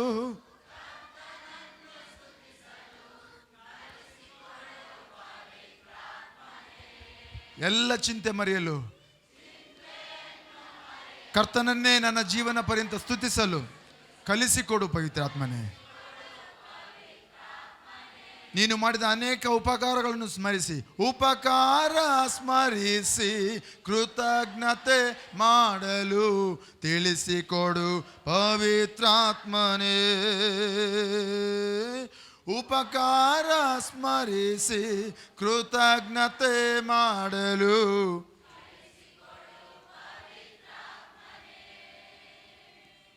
ಪವಿತ್ರಾತ್ಮನೇ, ಪರಿಶುದ್ಧ ದೇವರಾತ್ಮನೇ, ಪವಿತ್ರಾತ್ಮನೇ, ಪರಿಶುದ್ಧ ದೇವರಾತ್ಮನೇ. ಕರ್ತನೇ, ನಿನಗೆ ಸ್ತೋತ್ರ ಸ್ವಾಮಿ. ನಿನ್ನ ಶ್ರೇಷ್ಠ ರಕ್ಷಣೆಯನ್ನು ಕೊಟ್ಟು ನಮ್ಮನ್ನು ಕ್ರಿಸ್ತನಲ್ಲಿ ಇರುವಂತೆ ನಮಗೆ ಸ್ವಾಮಿ ಕರ್ತನೆ ಸದಾವಕಾಶವನ್ನು ಕೊಟ್ಟಿದ್ದೀವಿ. ಸ್ತೋತ್ರ ಕರ್ತನೆ. ಇಂದು ನಾವು ಹೆಮ್ಮೆ ಪಡುತ್ತೇವೆ, ಗರ್ವ ಪಡುತ್ತೇವೆ, ನಿನ್ನಲ್ಲಿ ಹೆಚ್ಚಳ ಪಡುತ್ತೇವೆ. ಕಾರಣ ನಾವು ನಿನ್ನಲ್ಲಿ ಇರುವುದಕ್ಕಾಗಿ ಸ್ತೋತ್ರ ಸಲ್ಲಿಸ್ತೇವೆ, ವಂದನೆ ಸಲ್ಲಿಸ್ತೇವೆ. ಜೀವನ ಪರ್ಯಂತ ನಾವು ನಿನಗೆ ಋಣಸ್ಥರಾಗಿದ್ದೇವೆ ಸ್ವಾಮಿ ಕರ್ತನೆ. ಕಾರಣ ನನಗೆ ಶ್ರೇಷ್ಠ ರಕ್ಷಣೆ ದಯಪಾಲಿಸುವುದು ಮಾತ್ರವಲ್ಲದೆ ಸ್ವಾಮಿ, ನನಗೆ ಶ್ರೇಷ್ಠ ವರವನ್ನು ಸ್ವಾಮಿ ಕರ್ತನೆ ಅಪ್ಪ, ಈ ಒಂದು ಶ್ರೇಷ್ಠ ಒಂದು ಪವಿತ್ರಾತ್ಮನ ಒಂದು ವರವನ್ನು ನನಗೆ ಕೊಟ್ಟಿದ್ದಿ. ಅದಕ್ಕಾಗಿ ಸ್ತೋತ್ರ. ಯಾರು ಆತ್ಮಭರಿತವಾಗಿ ಆ ಒಂದು ದೀಕ್ಷಾಸನ ಹೊಂದಿಕೊಂಡಿಲ್ಲೋ ಅಂಥವ್ರು ಮಾತ್ರ ಕೈಗಳನ್ನ ಎತ್ತಬೇಕಾಗಿ ನಾನು ಬೇಡಿಕೊಳ್ತೇನೆ. ಅವ್ರಿಗಾಗಿ ನಾನು ಪ್ರಾರ್ಥನೆ ಮಾಡ್ತೇನೆ. ಹಾಲೆಲೂಯ. ಓ ಸ್ತೋತ್ರ ಸ್ತೋತ್ರ ಸ್ತೋತ್ರ ಸ್ತೋತ್ರ ಸ್ತೋತ್ರ. ಓ ಹಾಲೆಲೂಯ. ಈ ಸಮಯದಲ್ಲಿ ನಿಮಗಾಗಿ ನಾನು ಪ್ರಾರ್ಥನೆ ಮಾಡುವಾಗ ಮತ್ತು ಇನ್ನೂ ಕೆಲವರಿಗೆ ದೇವರು ಆತನು ಸ್ವಸ್ಥ ಮಾಡ್ತಾ ಇದ್ದಾನೆ, ಬಿಡುಗಡೆ ಮಾಡ್ತಾ ಇದ್ದಾನೆ. ಬೇರೆಯವರು ಸುಮ್ಮನೆ ಇರಬೇಡ್ರಿ, ನೀವು ಕೈಗಳನ್ನೆತ್ತಿ ಸ್ವೀಕರಿಸಿರಿ. ಮತ್ತು ಪವಿತ್ರಾತ್ಮನ ಒಂದು ದೀಕ್ಷಾಸನ ಇಲ್ಲದವರು, ನಾನು ಯಾರು ಕೈ ಎತ್ತಿ ದೀಕ್ಷಾಸನ ಆಗದೇ ಇರೋರು ಕೈಗಳನ್ನೆತ್ತಿರಿ, ನಿಮಗೋಸ್ಕರ ನಾವು ಪ್ರಾರ್ಥನೆ ಮಾಡ್ತೇವೆ. ಹಾಲೆಲೂಯ. ಅನ್ಯ ಭಾಷೆಯಲ್ಲಿ ಮಾತನಾಡ್ರಿ. ಓ ಕರ ಬರಬ, ನಂಬಿಕೆಯಿಂದ ಅನ್ಯ ಭಾಷೆಯಲ್ಲಿ ಮಾತಾಡ್ರಿ ಯೇಸುವಿನ ನಾಮದಲ್ಲಿ. ಹಾಲೆಲೂಯ. ಓ ಪವಿತ್ರಾತ್ಮನೊಂದು ಆ ವಾಣಿಗಳಲ್ಲಿ ಮಾತನಾಡುವಂಥ ವರವನ್ನು ಸ್ವೀಕರಿಸಿರಿ ನಜರೇತಿನ ಯೇಸುವಿನ ನಾಮದಲ್ಲಿ. Hallelujah hallelujah hallelujah. ರೋಕೋ ರೋ ರೋ ರೋ ರೋ ರೋ ರೋ ರೋ ರೋ ರೋ ಜೇವರೆ ಕೆಲಬೆ ಶಂದುಲೊಂದುಲೊಂದುಲೊಂದುಲೊಂದುಲು ರೇ ಬರ ಬರ ಬರ ಬರ ಸಂದಲೆಂದಲೆಂದಲೆ ರೇಕೆ ರೆ ಬೇರೆ ಬೇರೆ ಬೇರೆ ಬೇರೆ ಬೇರೆ ಓ ತರಮ ಸಂದುಲೊಂದುಲೊಂದುಲೊಂದುಲು ಯೇಸು ನಾಮದಲ್ಲಿ, ಯೇಸು ನಾಮದಲ್ಲಿ. ಓ ಕರ ಬರ ಬರ ಬರ ಬರ ಬರ ಬರ ಬರ ಬ ಸಂದಲೆಂದಲೆಂದಲೆ. ಆಮೇನ್ ಹಲ್ಲೆಲೂಯ ಅನ್ನೋದನ್ನು ನಿಲ್ಲಿಸ್ಬಿಟ್ಟು ಅನ್ಯ ಭಾಷೆಯಲ್ಲಿ ನಂಬಿಕೆಯಿಂದ ಮಾತಾಡ್ರಿ ಗಟ್ಟಿಯಾಗಿ. ಏನು ಸ್ವರ ಬರ್ತದೋ ನಂಬಿಕೆಯಿಂದ. ಓ ರೇಖೆಯಲ್ಲಿ ಪವಿತ್ರಾತ್ಮನ ಕೊಡುವಂಥ ಆ ಒಂದು ವಾಣಿಗಳನ್ನು ಮಾತನಾಡ್ರಿ ನಂಬಿಕೆಯಿಂದ ಯೇಸುವಿನ ನಾಮದಲ್ಲಿ. ಶಾಂತು. ಓ ಕರಬ ಸಂದುಲೊಂದುಲೊಂದುಲೋ ತೆರೆ ಬೇರೆ ಬೇ ಲೇನ್ಸ್. ಓ ಕರಬ ಸಂದುಲೊಂದುಲೋ ನಜರೇತಿನ ಯೇಸು ನಾಮದಲ್ಲಿ. ಹಾಲೆಲೂಯ. ರೋಕೋ ರೋಬೋ ರೋಬೋ ರೋಬೋ ರೋಬೋ ರೋ. Receive the baptism of the Holy Spirit in the name of Jesus. In the name of Jesus.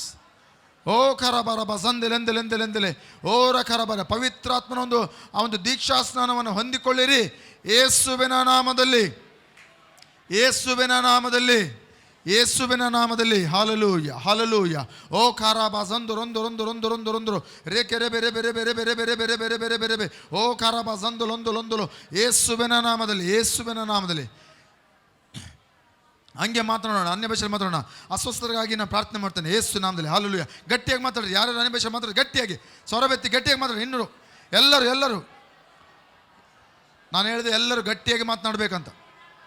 ಸ್ವರವೆತ್ತಿ ಮಾತನಾಡ್ರಿ. ಓ ಖರಾಬ ಸಂದ್ರೆ ಅಸ್ವಸ್ಥತೆಗಾಗಿ ನಾನು ಪ್ರಾರ್ಥನೆ ಮಾಡ್ತೇನೆ. ಕೈ ಎತ್ತಿರಿ. ಯಾರ್ಯಾರು ಅನಾರೋಗ್ಯ ಅಸ್ವಸ್ಥ ಇದೆಯೋ ಅವರು ಕೈ ಎತ್ತಿರಿ ಯೇಸು ನಾಮದಲ್ಲಿ. Hallelujah hallelujah. ರ ಕರ ಬರ ಬರ ಬರ ಬರ ಬರ ಬ ಜೇತೆರೆಬೆ ಶಂದುಲು ನಜರೇತಿನ ಯೇಸುವಿನ ನಾಮದಲ್ಲಿ ಎಲ್ಲ ಅನಾರೋಗ್ಯ ಬಿಟ್ಟು ತೊಲಗಿ ಹೋಗಲಿ ಈಗಲೇ ಯೇಸುವಿನ ನಾಮದಲ್ಲಿ. ಯಾವ ಅನಾರೋಗ್ಯವನ್ನು ನಮ್ಮ ಶರೀರದಲ್ಲಿ ನಾವು ಸಹಿಸುವುದಿಲ್ಲ. ಯೇಸುವಿನ ನಾಮದಲ್ಲಿ ಬಿಟ್ಟು ತೊಲಗು. ನನ್ನ ಶರೀರವನ್ನು ಬಿಟ್ಟು ತೊಲಗು ಯೇಸುವಿನ ನಾಮದಲ್ಲಿ. ದೇವರ ವಾಕ್ಯವಾದ ಎಂದಿಗೂ ನಿಷ್ಪ್ರಯೋಜನವು ಹಿಂತಿರುಗಿ ಬರುವುದಿಲ್ಲ. ಯೇಸುವಿನ ಭಾಷಣಗಳಿಂದ ನಿಮಗೆ ಆರೋಗ್ಯ, ನೀವು ಸ್ವಸ್ಥನಾದಿರಿ, ಗುಣ ಹೊಂದಿದಿರಿ. ಯೇಸುವಿನ ಭಾಷಣಗಳಿಂದ ನಾನು ಸ್ವಸ್ಥನಾದೆನು. ಯೇಸು ಹೊಂದಿದ್ದ ಭಾಷಣಗಳಿಂದ ನಾವು ಸ್ವಸ್ಥನಾದೆವು. ಹಾಲೆಲೂಯ. ಹೇಳೋಣ ಇದನ್ನು. ಯೇಸುವಿನ ಭಾಷಣಗಳಿಂದ ನಾನು ಸ್ವಸ್ಥನಾದೆನು. ಹೇಳ್ರಿ ಗಟ್ಟಿಯಾಗಿ, ಹೇಳ್ರಿ ಗಟ್ಟಿಯಾಗಿ. ಓ ಖರಾಬ ಸಂದಲೆ ಗಟ್ಟಿಯಾಗಿ ಹೇಳ್ರಿ. ಯೇಸು ಭಾಷಣದಿಂದ ಗುಣವಾದೆನು. Hallelujah hallelujah. ಹೇಳ್ತಾನೆ ಇರ್ರಿ ನಿಲ್ಲಿಸ್ಬೇಡ್ರಿ. ಓ ಖರಾಬ ಯೇಸು ಭಾಷಣಗಳಿಂದ ಗುಣವಾದೆನು. ಯೇಸು ಭಾಷಣಗಳಿಂದ ನಾನು ಗುಣವಾದೆನು. ಓ ಯೇಸು ಹೊಂದಿದ್ದ ಗಾಯಗಳಿಂದ ನನಗೆ ಗುಣವಾಯಿತು, ಸ್ವಸ್ಥವಾಯಿತು. ಪುನರುತ್ಥಾನ ಶಕ್ತಿಯನ್ನು ಬಿಡುಗಡೆ ಮಾಡುತ್ತೇನೆ. ಆ ಪುನರುತ್ಥಾನ ಶಕ್ತಿಯು ನಿಮ್ಮಲ್ಲಿ ಹರಿಯುತ್ತಾ ಇದೆ.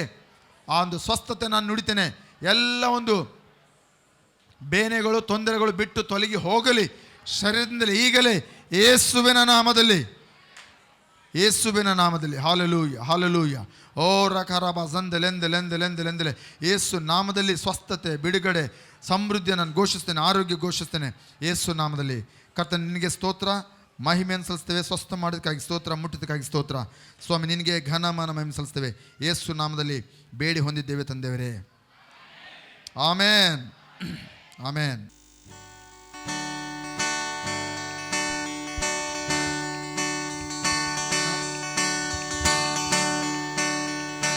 ప్రాణమా సన్నుతించుమా యెహోవా నామమును.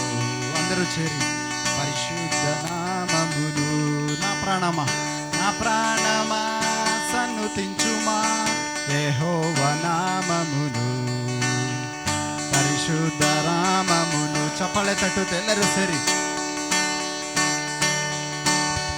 మేలుతో నీ హృదయమును స్వస్థపరచుచున్నావు, నీతి క్రియలను తెలించును, న్యాయము తీర్చును.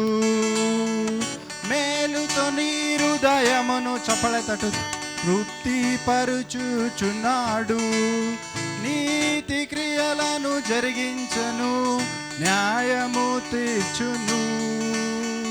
దాక్షిణ్యపూర్ణుడు నిత్యము తోడుండడు.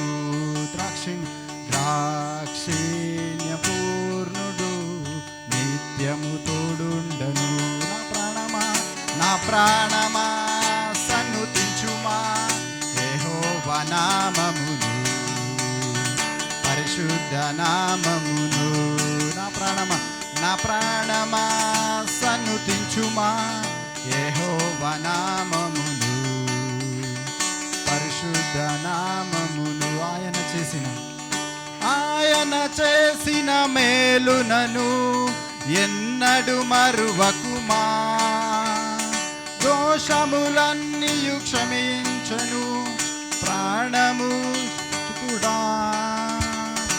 ఆయన చేసిన మేలులను ఎన్నడు మరువకుమా, దోషములన్నీయు క్షమించును, ప్రాణ విమోచకుడు, దీర్ఘశాంత దేవుడు, నిత్యము కోపించుడు.